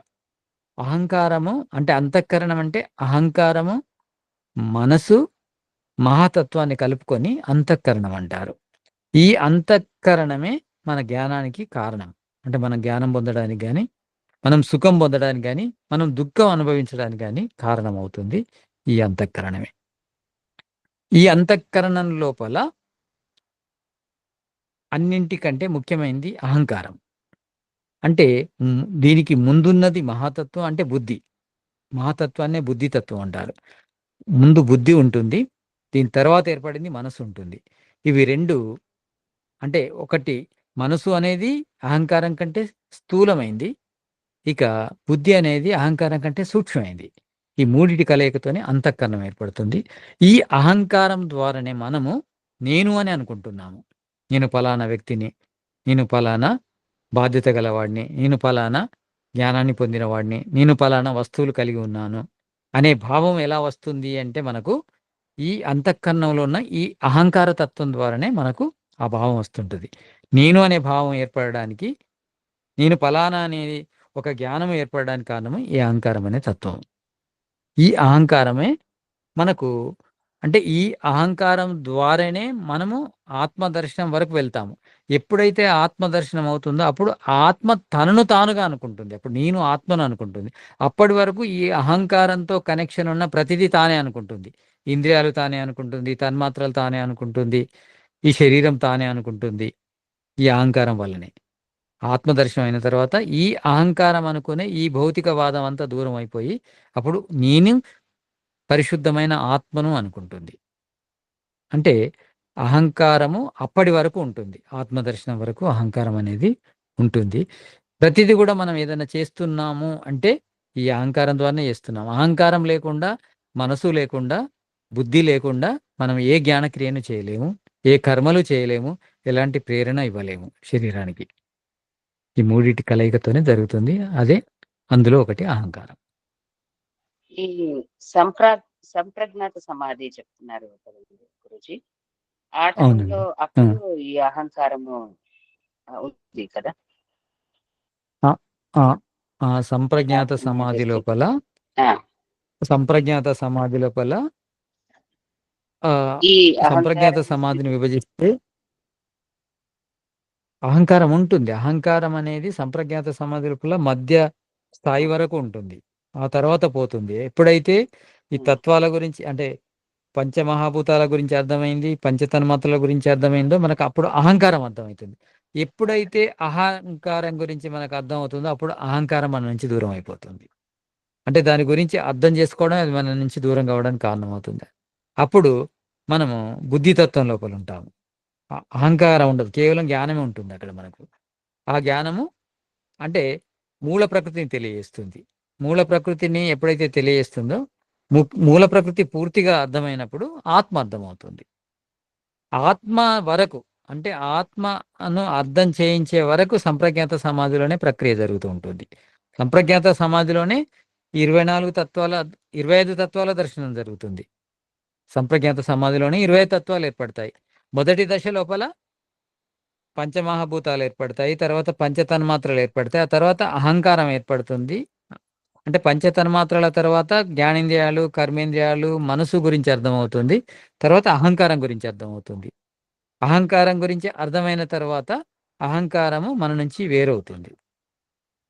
అప్పుడు బుద్ధితత్వం నుంచి మూల ప్రకృతి నుంచి ఆత్మతత్వం తెలుస్తుంది. అంటే సంప్రజ్ఞాత సమాధిలోనే మధ్యలో అహంకారం అనేది మన నుంచి దూరం అవుతుంది. అలా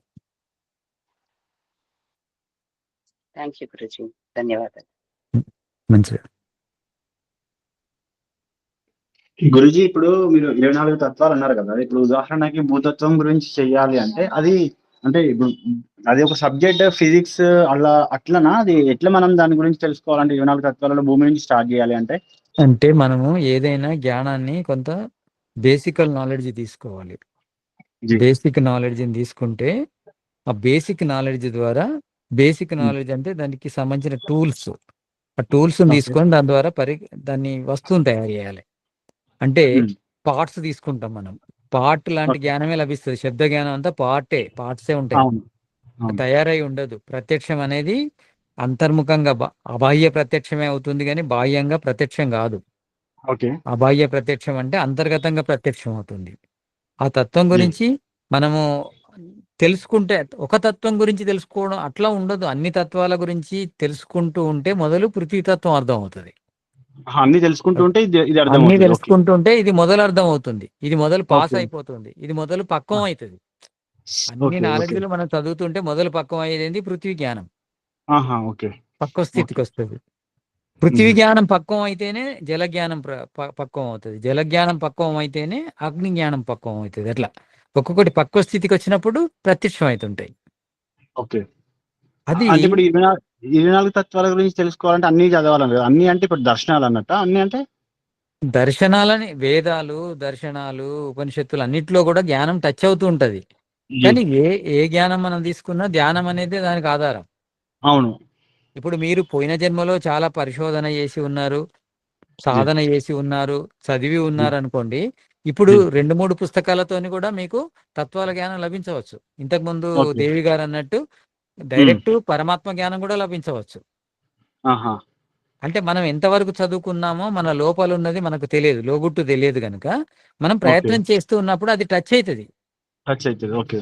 ఎక్కడనో ఒకసారి అంటే టచ్ అయిపోతుంది, టచ్ అయిపోయినప్పుడు అది వెలుగుతుంది అంతే. ధ్యానం చేస్తూ ఉంటే మనకి అవి టచ్ అవుతా ఉంటాయి 24 తత్వాలు అనేది. జ్ఞానము ధ్యానము రెండు, జ్ఞానాన్ని రెండు జ్ఞానం గ్రహిస్తూనే ఉండాలి, ధ్యానాన్ని చేస్తూనే ఉండాలి. ధ్యానం అంటే ఏంటి? చేస్తూ ఉండాలి. ఇప్పుడు ఉదాహరణకి జీర్ణశక్తి అంటే ఏంటి? ఆహారాన్ని జీర్ణింపజేసే శక్తి. మనం అవును. తినకుండానే జీర్ణశక్తి ఉంటే బలవంతులం అవుతాం? కాదు. జీర్ణశక్తికి తగ్గట్టు ఆహారం ఇవ్వాలి. ఇప్పుడు ఓకే. ధ్యానం అనేది కూడా ఒక జీర్ణశక్తి లాంటిది. దానికి జ్ఞానాన్ని ఇస్తే అది ఏం చేస్తుంది అక్కడ? దాన్ని ఓకే. జీర్ణింపజేస్తుంది, ఓకే. జీర్ణింపజేస్తుంది. జీర్ణింపజేసి ప్రత్యక్షం చేస్తుంది. ఓకే. ఓకే. ప్రత్యక్షం అంటే సూక్ష్మ స్థితిలోకి తీసుకెళ్లడం, జ్ఞానాన్ని సూక్ష్మ స్థితిలోకి తీసుకెళ్లడం ప్రత్యక్షానికి కారణమవుతుంది. మనం దేనిలోనైనా సూక్ష్మంగా వెళ్తే అది ప్రత్యక్షం అవుతుంది. ప్రత్యక్షం అవుతుంది. ఓకే. స్థూల నుంచి సూక్ష్మకు వెళ్ళడమే ప్రత్యక్షం. ప్రత్యక్షం అదే.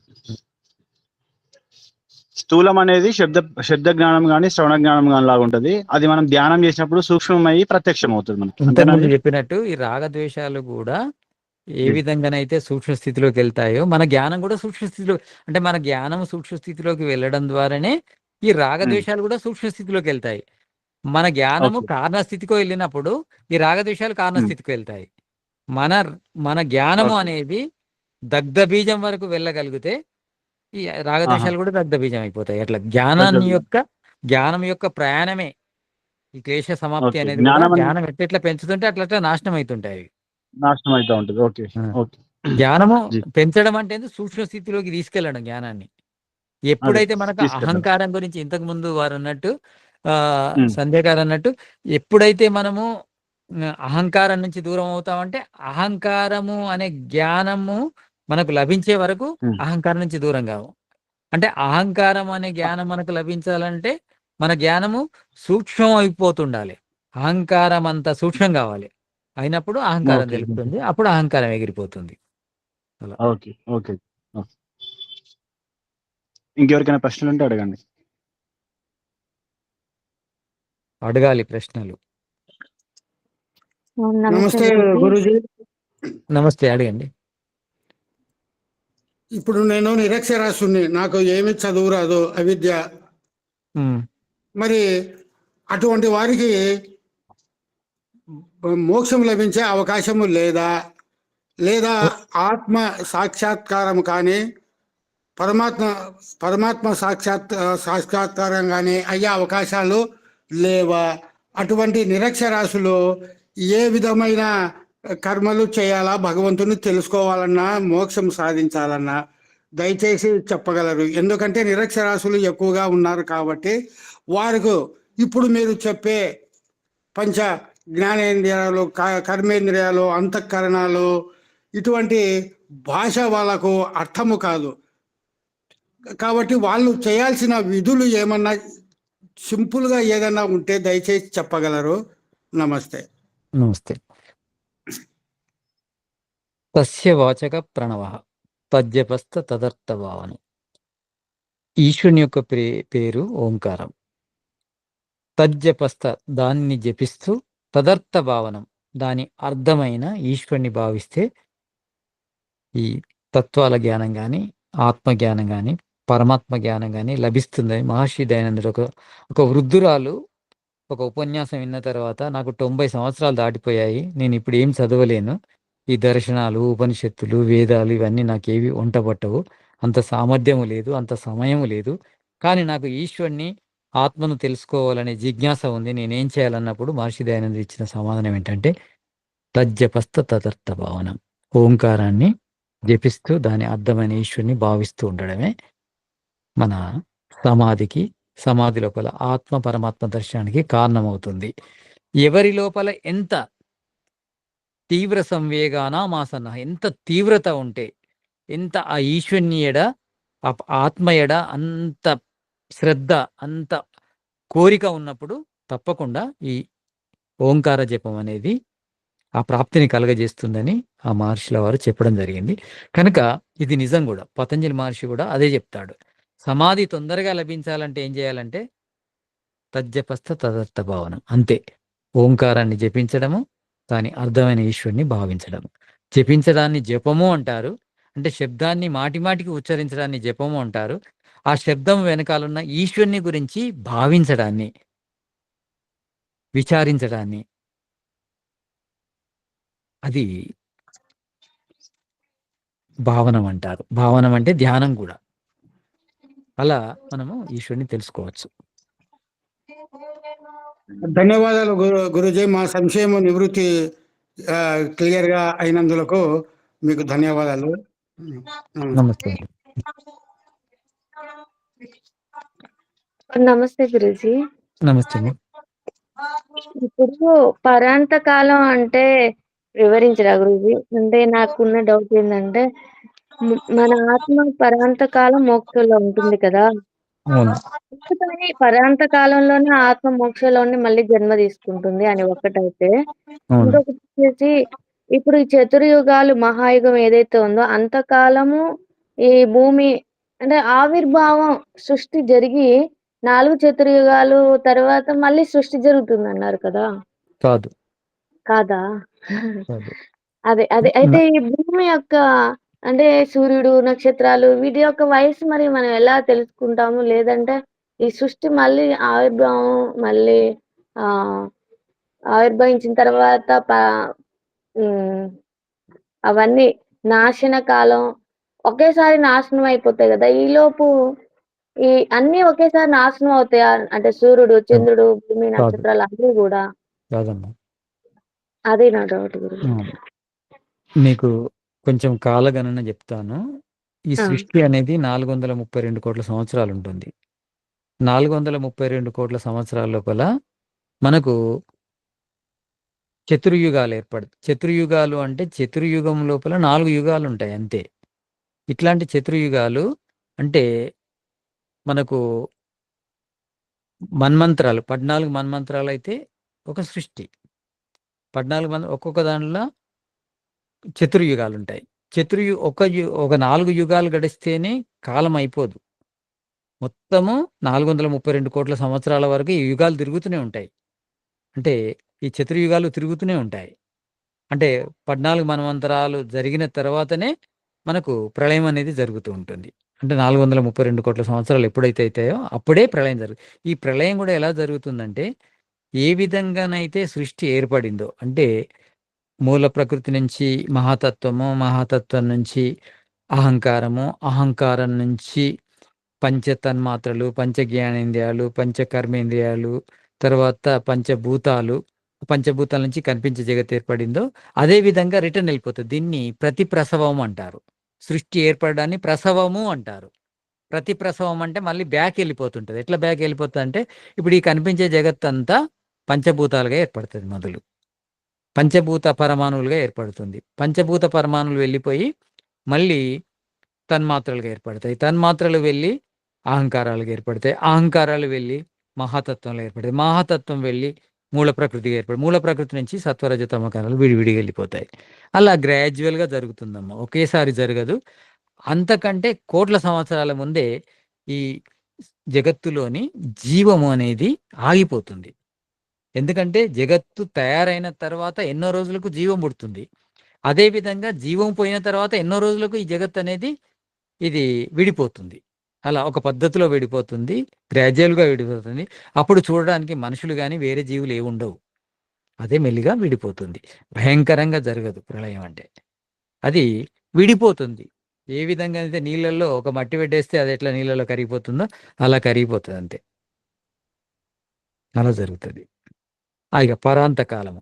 పరాంతకాలము అంటే ఒక సృష్టి 432 కోట్ల సంవత్సరాలు, ఒక ప్రళయము 432.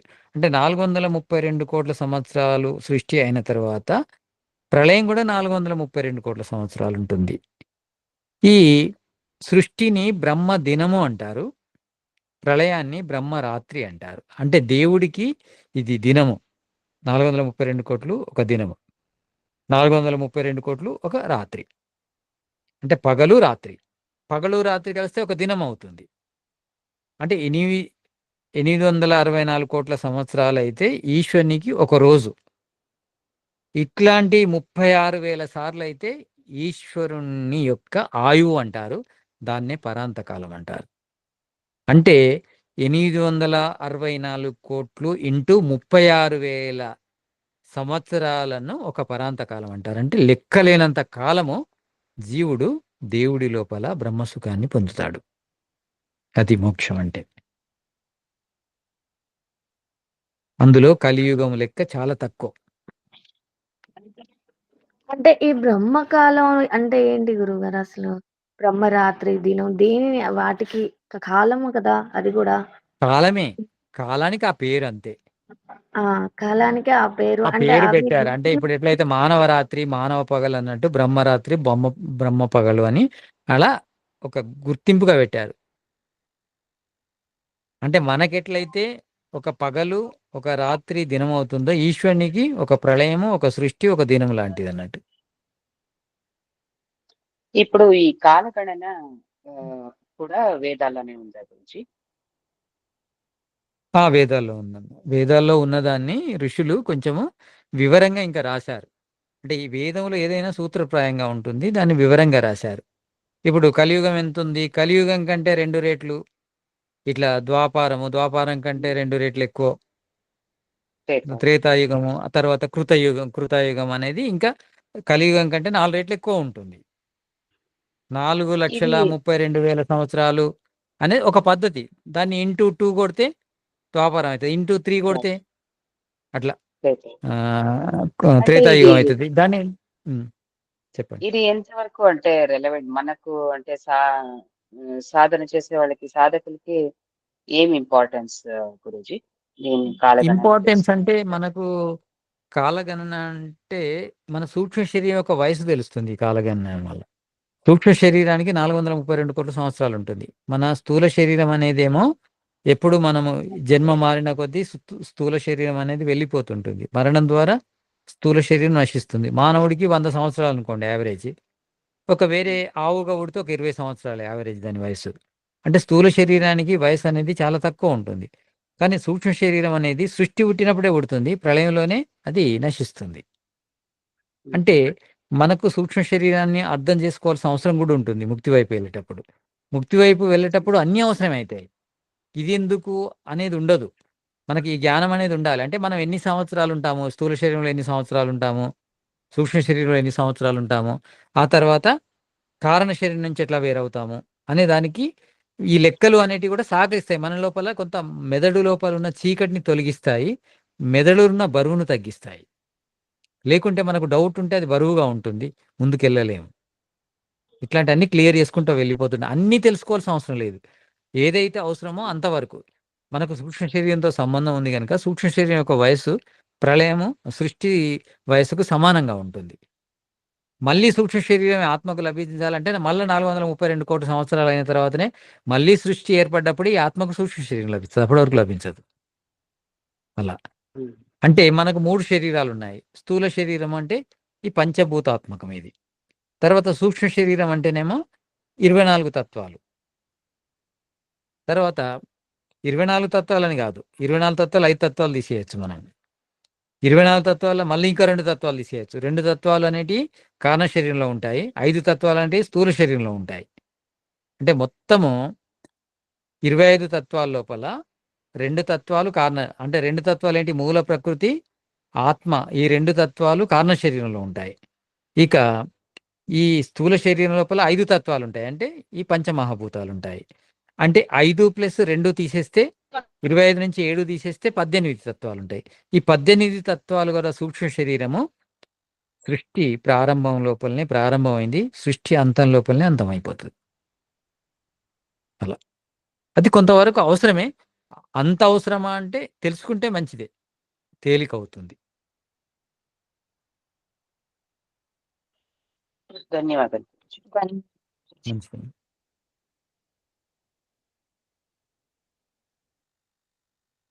ఇంకా గురూజీ మరి ఇప్పుడు మనం అనుకునే ఇప్పుడు మన సంకల్పంలో చేసే ఆర్యావర్తము అనేది ఇప్పుడు ఈ ఈ చతుర్యుగానికి సంబంధించిందా, లేదంటే మన్వంతరాలలో మొట్టమొదటి సృష్టి ఆరంభందా అది?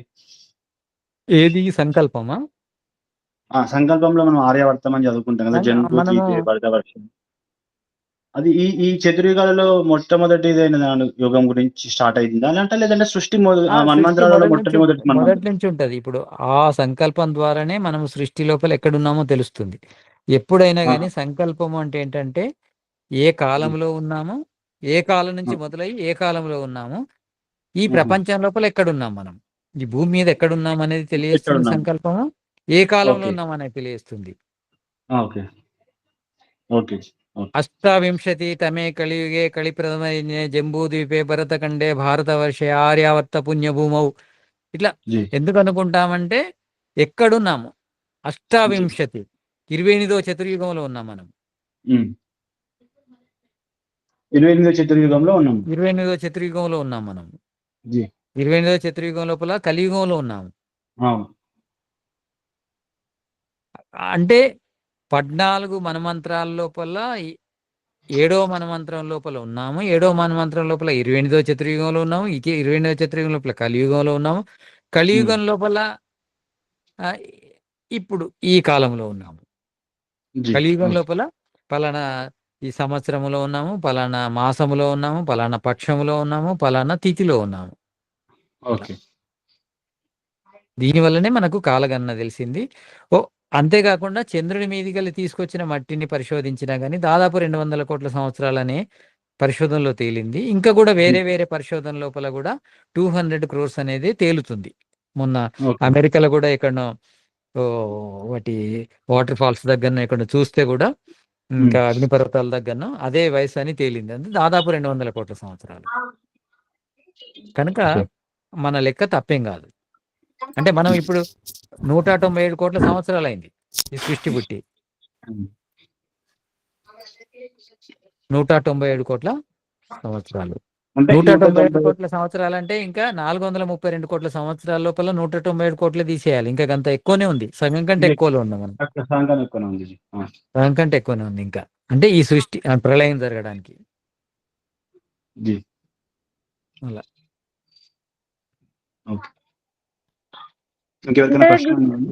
సృష్టి మళ్ళీ ప్రళయం జరిగిన తర్వాత మళ్ళీ మనకి ఇంత కాలం పట్టింది, ఇన్ని మన్వంతరాలు జరిగినాయని మళ్ళీ మనకి వేదంలో తెలుపబడుతుందా? ఎలా తెలుపబడుతుంది? వేదములోనే ఉంది. అంటే వేదములో ఏముందంటే ఓం మృతంచ సత్యంచ అభిద్దా తపసో అద్యజాయత తతో రాత్యజాయత తత సముద్రో అర్ణవ సముద్రాదర్ణవాదది సంవత్సరో అజాయత అహోరాత్రాణి విదదద్ విశ్వస్య మిషతో వశి సూర్యాచంద్రమసౌ దాత యథాపూర్వమకల్పయత్ దివంచ పృథ్వీంచ అంతరిక్షమతో స్వహ.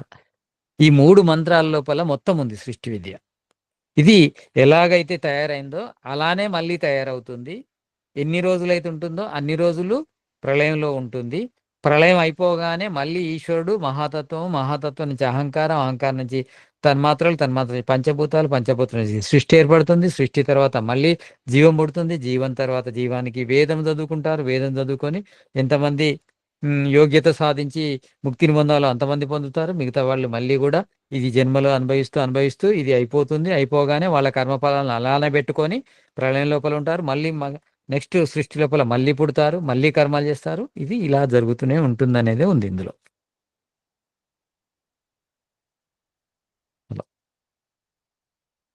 గురూజీ మీరు అనుమతిస్తే ఇందాక బ్రహ్మకు పగలు రాత్రి దాన్ని వివరంగా చెబుతాను. చెప్పండి. గ్రూప్ సభ్యులు చెప్పండి. నమస్తే అండి. అయితే బ్రహ్మ పగలు బ్రహ్మ రాత్రి అనేది మనం కేవలం గుర్తించటానికి చాలా చిన్న పదాలను ఉపయోగించారు. ఇవి ఎక్కువగా పౌరాణికంలోను అలాగే సిద్ధాంత గ్రంథాలైన జ్యోతిష్య గ్రంథాల్లోనూ ఉపయోగించబడతాయి. అయితే వైదిక పరంగా అర్థం చేసుకుంటానికి బ్రహ్మ అంటే సృష్టి అండి, పగలు అంటే సృష్టి చేయటం. బ్రహ్మ అంటే సృష్టి అని చెప్పుకున్నాం కదా. అలాగే రాత్రి అంటే చేసిన సృష్టి మళ్ళీ వెనక్కి అంటే నాశనం చేయటం, లయం చేయటం అన్నమాట. డెవలప్మెంట్, డిస్ట్రాయిడ్ రెండు జరుగుతూ ఉంటాయి అన్నమాట. ఉదాహరణకి అరబ్ కంట్రీలో బూర్జ్ ఖలీఫా ఉంది. సుమారు 125 అంతస్తుల భవనం. దాన్ని కన్స్ట్రక్ట్ చేస్తానికి కొన్ని సంవత్సరాలు పట్టి ఉండొచ్చు. అలాగే సృష్టి చేస్తానికి భగవంతుడికి కొన్ని సంవత్సరాలు పట్టింది. కేవలం సృష్టి డెవలప్మెంటే చేస్తూ ఉంటే ఇక ఎండింగ్ ఉండదు. కాబట్టి దాన్ని నాశనం కూడా చేయాలి. అలాగే 125 అడుగుల అంతస్తుల భవనాన్ని నాశనం చేయాలంటే మళ్ళీ పైనుండి కిందకి పడేయాలి. సృష్టి కూడా 50 సంవత్సరాలు బ్రహ్మ ఆయుష్లో, అంటే ఆయుష్ అంటే సృష్టిలో 50 సంవత్సరాలు చేస్తారు. అలాగే 50 సంవత్సరాలు నిదానంగా నాశనం చేసుకుంటూ వెళ్తారు. బ్రహ్మ పగలంటే సృష్టి చేయటం, బ్రహ్మ రాత్రి అంటే నాశనం చేయటం. అంతేనే. అవునండి. అలా ఆ దేవి గారు చెప్పినట్టు సృష్టి ఉన్నది పగలు, సృష్టి లేనిది రాత్రి, ప్రళయం అనేది రాత్రి. ఎప్పుడైనా కానీ ఇది ప్రవాహంతో అనాది. అంటే సృష్టికి ముందు ప్రళయం ఉంటుంది, సృష్టి తర్వాత ప్రళయం ఉంటుంది, ప్రళయం తర్వాత సృష్టి ఉంటుంది. ఇది ఎప్పుడు ఒక చక్రంలాగా తిరుగుతూనే ఉంటుంది. ప్రవాహంతో అనాది ఇది. అంటే ప్రవాహంతో అనాది అంటే ఒకదాని తర్వాత ఒకటి ఎప్పుడూ జరుగుతూనే ఉన్నాయి. ఎప్పుడు మొదలైంది అనేది మొదలు లేదు దీనికి, అనాది. ఒకటి తర్వాత ఒకటి. సృష్టికి ముందేముంది అంటే ప్రళయం ఉంది. ప్రళయానికి ముందు ఏముందంటే సృష్టి ఉంది. సృష్టి తర్వాత ఏముందంటే ప్రళయం ఉంటుంది. ప్రళయం తర్వాత ఏముంటుందంటే సృష్టి ఉంటుంది. అంతే. అలా జరుగుతూనే ఉంటుంది. ఇది అంటే కారణ రూపంలో ఉన్న ప్రకృతి పరమాణులను కార్యరూపంలో మార్చడం సృష్టి. కార్యరూపంలో ఉన్న ప్రకృతిని కారణ రూపంలోకి తీసుకెళ్లడము ప్రళయం. నాశః కారణ లీనః. నాశనం అంటే ఏంది? ప్రళయం అంటే ఏంది? కారణం లోపల లీనం చేయడం, మళ్ళీ కారణ స్థితికి తీసుకెళ్లడం. అంటే సత్వరజోతమో కణాల నుంచి ఏర్పడ్డ ఈ కనిపించే జగత్తు మళ్ళీ సత్వరజోతమో కణాలుగా విడిపోవడం, ఇది ప్రళయం. ఇలా ఎప్పుడూ జరుగుతూనే ఉంటాయి నిరంతరం. దానికి ఒక సమయం ఉంది, 432 కోట్ల సంవత్సరాలు.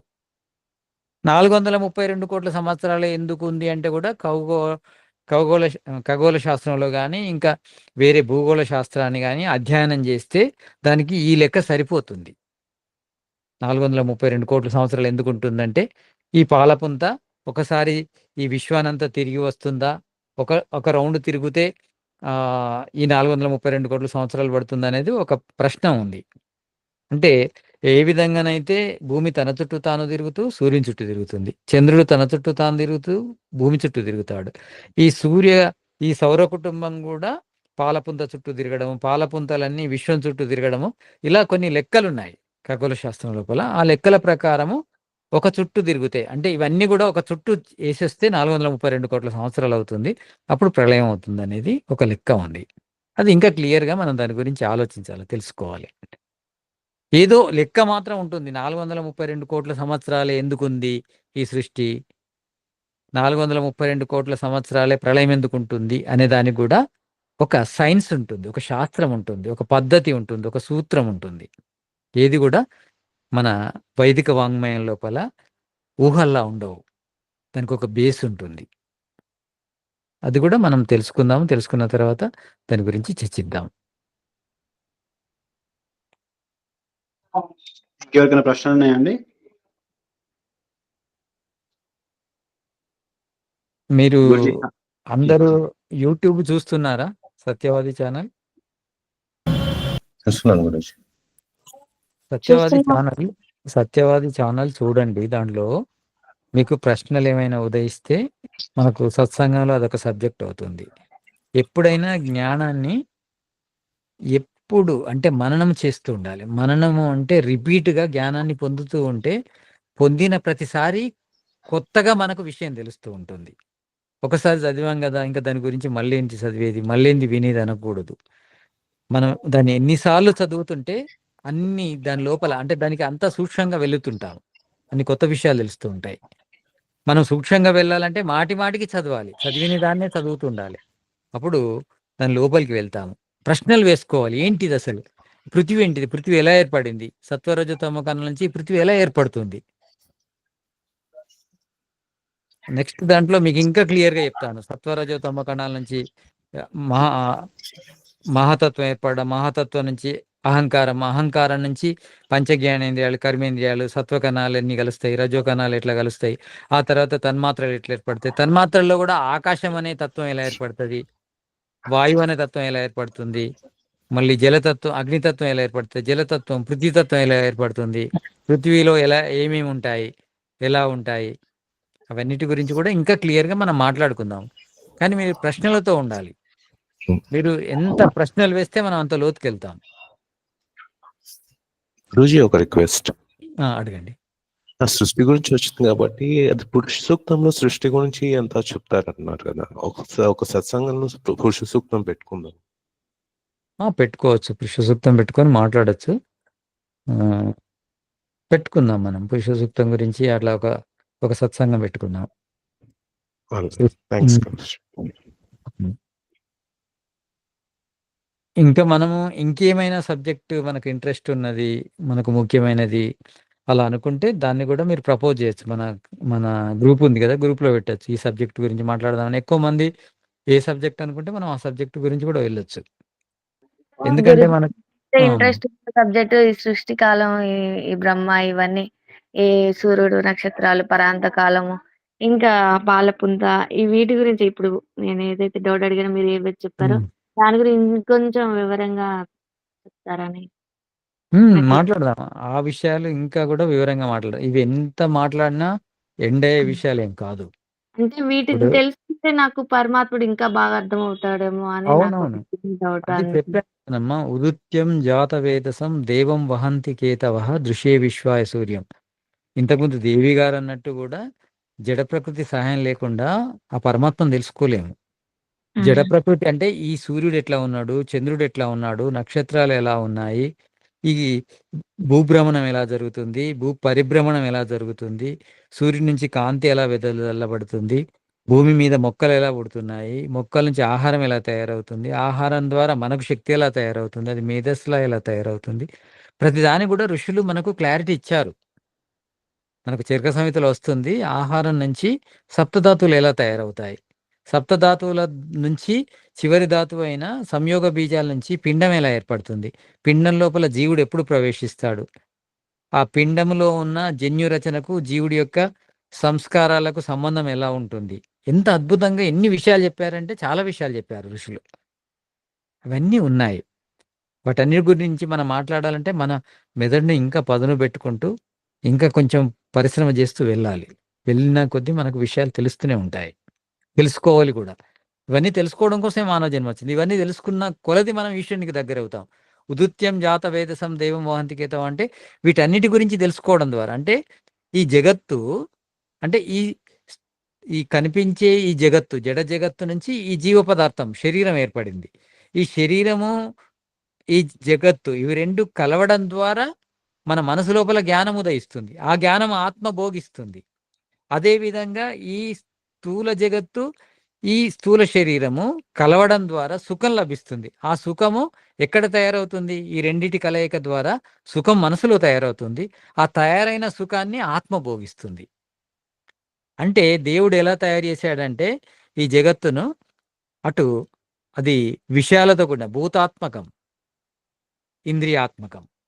భూతాత్మకమైన ఈ జడ జగత్తుతోని ఇంద్రియాత్మకమైన ఈ శరీరం కలవడం ద్వారానే జ్ఞానం లభిస్తుంది, జీవనం లభిస్తుంది, సుఖము లభిస్తుంది. ఎక్కడ? మనస్సు లోపల పుడతాయి అవి. ఇవి రెండిటి కలయిక ద్వారా పుట్టుక ఎక్కడ జరుగుతుంది? సుఖానికి మనసులో సుఖం పుడుతుంది. జ్ఞానం ఎక్కడ పుడుతుంది? మనసులోనే పుడుతుంది. ఇవి రెండు కలిస్తే మనసులో జీవం పుడుతుంది, అంటే జీవనం పుడుతుంది, జ్ఞానం పుడుతుంది, ఆ తర్వాత సుఖము పుడుతుంది. ఆ సుఖాన్ని ఆత్మ భోగిస్తుంది. ఆత్మ ఏమి చేయదు, శరీరమే చేస్తుంది, ఆ ప్రకృతే చేస్తుంది. ఈ రెండింటి కలయిక ద్వారా మనసు లోపల ఆనందము, జ్ఞానము తయారవుతాయి. దాన్ని ఆత్మ భోగిస్తుంటుంది, జ్ఞానాన్ని తీసుకుంటుంది, సుఖాన్ని పెంచుకుంటూ ఉంటుంది. అలా ఇవన్నీ కూడా మనం తెలుసుకోవచ్చు, తెలుసుకుందాం. ఇంకేమైనా మీకు డౌట్స్ ఉంటే అడగండి, లేకుంటే శాంతి పాడేద్దాం. గురూజీ ఒకే ఒక్క సంశయం అడుగుతున్నాను గురూజీ. అడగండి. సుశ్రుతుడు వైదికుడు గాను, చరకుడు బౌద్ధ అంటే నలంద యూనివర్సిటీలో చదువుకున్నట్టుగా విన్నాను. ఇది ఎంతవరకు సత్యం? ఏదన్నా 2 మాటల్లో చెప్పగలరు? చెప్తాను. చరకుడు, సుశ్రుతుడు అనే పేర్లు రిపీట్గా ఎన్నోసార్లు రావచ్చు. ఆ చరకుడే చరకుడు కాదు, ఆ పతంజలి కాకపోవచ్చు, ఆ వ్యాసుడే వ్యాసుడు కాకపోవచ్చు. ఈ పేర్లు అనేటివి రిపీట్గా వస్తూ ఉంటాయి. అంటే మనకు చరక సంహిత ఎప్పుడు ఏర్పడిందంటే ఒక 5000 సంవత్సరాల క్రితమే ఏర్పడ్డట్టు ఉంది. అంటే నేను దాన్ని అధ్యయనం చేసేటప్పుడు నాకు అర్థమైన విషయం 5000 ఇయర్స్ బ్యాక్. 5000 సంవత్సరాలప్పుడు నలంద విశ్వవిద్యాలయం ఉందో నాకు తెలియదు మరి. 5000 సంవత్సరాల కింద అప్పుడు బౌద్ధ మతం లేదు. బౌద్ధ మతం వచ్చి నాకు తెలిసి 2000 సంవత్సరాలు, 3000 సంవత్సరాల మధ్యనే ఉంటుంది. ఆ బౌద్ధ మతము, జైన మతము ఇవన్నీ 2-3 వేల సంవత్సరాల కిందనే వచ్చినాయి కనుక మనకు లభించే సాహిత్యం అంతా కూడా చరక సంహిత కావచ్చు, దర్శనాలు కావచ్చు, అన్నీ కూడా 5000 సంవత్సరాల ఆ మహాభారత కాలంలోనే ఉన్నట్టున్నాయి అన్నీ. అంటే అంతకుముందు లేవా అంటే వేదంలో అన్నీ ఉన్నాయి, వైద్యము ఉంది. వేదం లోపల ఒక సూత్రం ద్వారా వైద్యశాస్త్రం ఏర్పడింది. ఒక సూత్రం ద్వారా వైద్యశాస్త్రం ఏర్పడింది. ఆ సూత్రము అంటే వేదములో ఉన్నదాన్ని వైద్యశాస్త్రంలాగా రూపొందించారు. అదేవిధంగా యోగం గురించి వేదంలోనే ఉంది, వ్యాకరణం గురించి వేదంలోనే ఉంది, సాంఖ్య జ్ఞానం గురించి వేదంలోనే ఉంది, వేదాంత జ్ఞానము వేదంలోనే ఉంది, మీమాంస జ్ఞానము వేదంలోనే ఉంది. వాటన్నిటిని తీసుకొని క్రోడీకరించి వీళ్ళు పుస్తక రూపంలో రాశారు.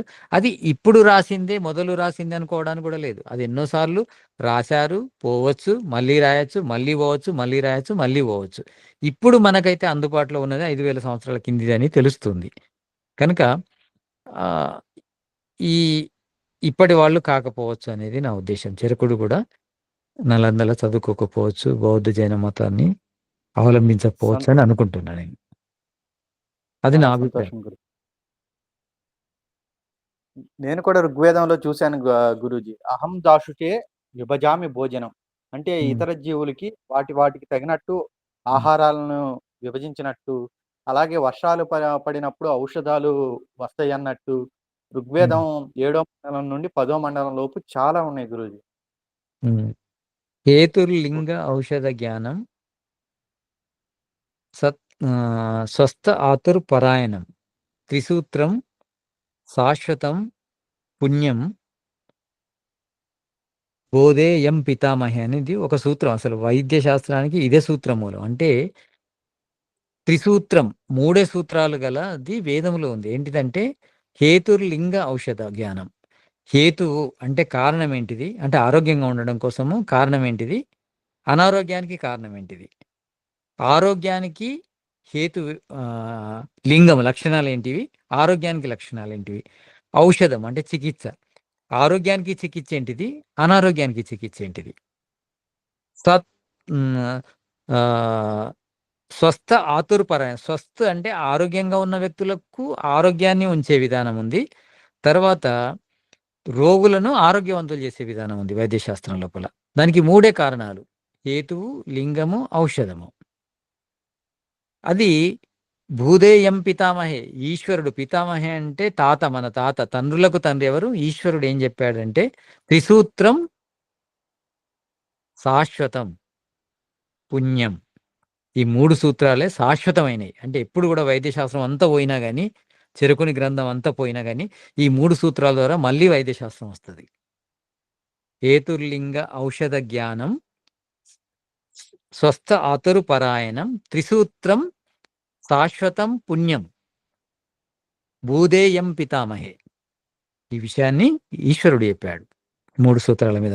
అంటే ప్రతిదీ కూడా వేదంలో ఉంది. ఆ 3 సూత్రాల ద్వారా వీళ్ళు ఋషులు, వాళ్ళు సమాధి ప్రజ్ఞ ద్వారా వేదములో ఉన్న ఆ సూత్రాన్ని అద్భుతమైన గ్రంథంలాగా రచించారు.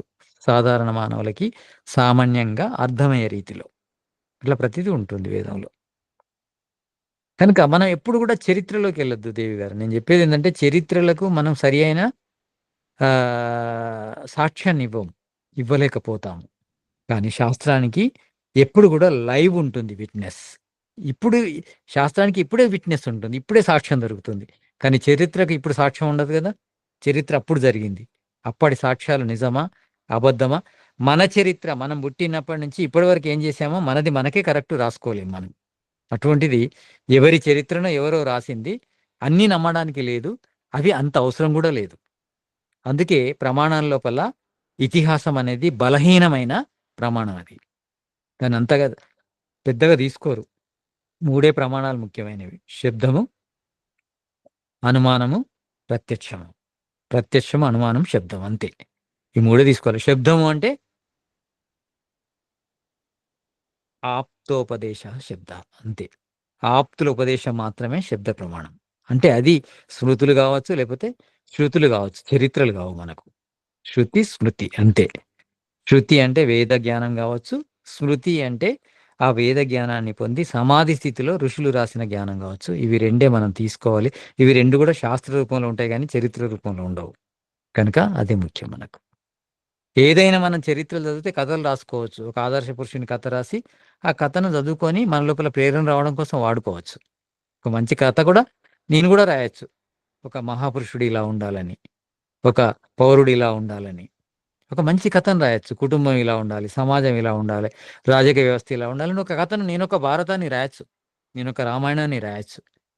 దాన్ని మనం తీసుకోవచ్చు. కానీ ఆ చరిత్ర జరిగిందా, జరగలేదా, ఏ కాలంలో జరిగింది, ఇవన్నీ ఏమవుతున్నాయంటే టైం వేస్ట్. మన భారతదేశం లోపల టైం వేస్ట్కు ఇదొక కారణమైంది.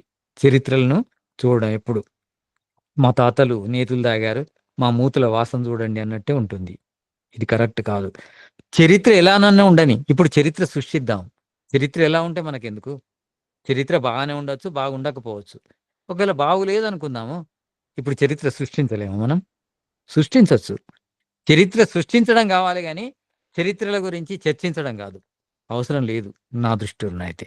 నా అభిప్రాయం అది. కనుక శాస్త్రమే ముఖ్యం, చరిత్ర కాదు. సైన్స్ ముఖ్యం, విజ్ఞాన శాస్త్రం ముఖ్యం. కానీ చరిత్రలో జరిగినాయో జరగలేదో, చరిత్ర లోపల రాముడు తప్పు చేశాడు, దాన్ని తీసుకుంటారు. భార్యను అడవికి పంపాడు, గర్భవతిని పంపాడు, ఇవన్నీ ఎందుకు మనకు? రాముడు మాంసం తిన్నాడని కొంతమంది, తినలేదని కొంతమంది. అది ఏది ఏమైనా దాని గురించి టైం వేస్ట్ చేయకూడదు. మనము శాస్త్రాలనే ఆధారంగా తీసుకొనే జ్ఞానాన్ని పొందాలి కానీ చరిత్ర ఆధారంగా జ్ఞానాన్ని పొందడానికి అంత ఆధారమే లేదు అందులో. కనుక శాస్త్రాలు ఉన్నాయి మనకు, వేదాది శాస్త్రాలు ఉన్నాయి, దర్శనాలు ఉన్నాయి, ఉపనిషత్తులు ఉన్నాయి, ఇంకా కూడా వైద్య శాస్త్రం ఉంది, ఉపవేదాలు ఉన్నాయి. అట్లాంటివి తీసుకొని మనం చదువుతాము. అది ఎప్పటికీ పనికి వస్తుంది. జరిగిందా జరగలేదు కదా, ఇప్పుడు జరుగుతుంది. అది అమలు చేస్తే. చరిత్ర ఎప్పుడొచ్చిందంటే మనుషులకు శాస్త్రం అర్థం కానప్పుడు చరిత్ర ఆధారంగా మనుషులను శుద్ధి చేసే కార్యక్రమాన్ని మొదలుపెట్టారు. అంటే ఈ విధంగా చరిత్ర లోపల ఒకరు సత్యం కోసం హరిశ్చంద్రుడు ఎంత కష్టపడ్డాడని, రాముడు ధర్మం కోసం ఎంత కష్టపడ్డాడని, సీత ఏకపత్ని వ్రతం ఎలా చేసిందని, అలా మనుషుల లోపల మంచి భావన రావడం కోసము ఈ చరిత్రలు చెప్పడం జరిగింది. కానీ శాస్త్రం అర్థమైనప్పుడు చరిత్ర అవసరం లేదు. శాస్త్రం కూడా అదే చెప్తుంది కదా! ఏక పత్ని వ్రతం ఎట్లా ఉండాలి, ఇవన్నీ ఉంటాయి అందులో. శాస్త్రం లోపలనే ఉంటాయి. శాస్త్రం నుంచి వచ్చినదే కదా వాళ్ళు పాటించింది. రాముడు పాటించిండు, ఒకవేళ జరిగింది అంటే రాముడు పాటించిండు, సీత పాటించింది అంటే ఎక్కడి నుంచి పాటించారు? ఏకపత్ని వ్రతం కావచ్చు, పితృవాక్య పాలన కావచ్చు, ధర్మానికి విగ్రహ రూపం కావచ్చు, ఎక్కడి నుంచి వచ్చినాయి అవన్నీ? శాస్త్రాల నుంచి వచ్చినాయి కావా? ఆ శాస్త్రాన్ని వాళ్ళు అమలు చేశారు. ఆ శాస్త్రమే మనకు డైరెక్ట్ దొరికినప్పుడు అమలు చేసిన వాళ్ళ చరిత్రలు చదివి ఇంకా మనం వినవలసిన, అక్కడే ఆగవలసిన అవసరం ఏం లేదు.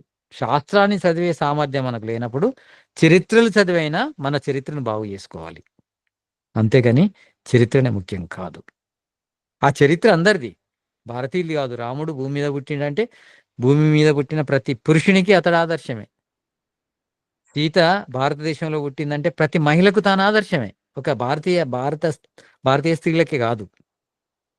దానిలో కూడా మళ్ళీ వివాదాలు, మా స్త్రీ, మా పురుషుడు, మా రాముడు, మా రామాయణం అవసరం లేదు. చక్రవర్తి సామ్రాజ్యం ఉండేది, మతాలు లేవు, అంత వైదికమే ఉండేది. అప్పుడు నీది అని ఎక్కడుంది, నాది అని ఎక్కడుంది? అందరి వాళ్ళు. ఒకవేళ అది జరిగి ఉంటే అది నిజమే అయితే అందరి వాళ్ళు. ఒక హిందువుల వాళ్ళు, భారతీయుల వాళ్ళని అట్లా అనుకోవడానికి ఏం లేదు. అందరికీ ఆదర్శమే వాళ్ళు. రాముని ఆదర్శం రష్యా వాళ్ళకద్దా, అమెరికా వాళ్ళకద్దా, ఆస్ట్రేలియా వాళ్ళకద్దా, జపాన్ వాళ్ళకద్దా, ఆఫ్రికా వాళ్ళకద్దా ఆదర్శం? అందరికి అవసరమే కదా. మరి మనం ఎందుకు ఈ తగాదాలు పెట్టుకోవడం? దేనికోసం పెట్టుకుంటున్నాం అంటే, మనకి ఒక తగాదు ఉండాలంటే అది మాది అని కొట్లాడడం ఉండాలి. మాది అంటే మాది అంటే మాది, ఇలా మాది అని మీరు వేరు మేము వేరు అనే ఒక భావాన్ని పెంచడం కోసము, మన మధ్య లోపల సంఘటన కోసం కాదు మనం చేసేది ఈ ప్రయత్నం. సంఘటనను విఘటితం చేయడం కోసం చేసే ప్రయత్నం చేస్తున్నాము. దాన్ని సంఘటన అనుకుంటున్నాం. మళ్ళీ సంగతిత్వం సంవదత్వం సంవో మనాంసి జానతాం దేవాభాగం యథాపూర్వే సంజానాన ఉపాసతే అని వేదమంత్రం చెప్తుంది. మనం కలిసి నడవాలి, కలిసి మాట్లాడాలి, కలిసి ఆలోచించాలి. అందరి బాట ఒకటి కావాలి, అందరి మాట ఒకటి కావాలి, అందరి లక్ష్యం ఒకటి కావాలని వేదం చెప్తుంటే, మీరు వేరు మేము వేరు, మీరు వేరు మేము వేరు అని మనుషులకు మధ్య శత్రుత్వాన్ని పెంచుతున్నాం. దానివల్ల ఏం లాభం జరుగుతుంది? మానవత్వం ఒకటే మనుషులను కలిపేది, వేద మతం ఒకటే మనుషులను కలిపేది. ఏ మతం కలపదు. ఒక వైదిక ధర్మం మాత్రమే మనుషులందరినీ ఒకటి చేయగలదు. అలాంటి సామర్థ్యము, అలాంటి సత్తా ఉన్న తత్వం ఒకటే, అది వేద తత్వం. మిగతా ఏవి కావు. దేని ద్వారా ఒకటి కాలేరు మనుషులు, సమస్యలు పరిష్కారం కావు. మనుషులందరూ ఒకటి కావాలి. ఈ ప్రపంచమంతా సుఖశాంతులతో ఉండాలంటే అందరూ పట్టుకుంటే వేదాన్ని పట్టుకోవాలి, లేకుంటే దేన్ని పట్టుకున్నా వ్యర్థమే. ఇది నా ఉద్దేశం.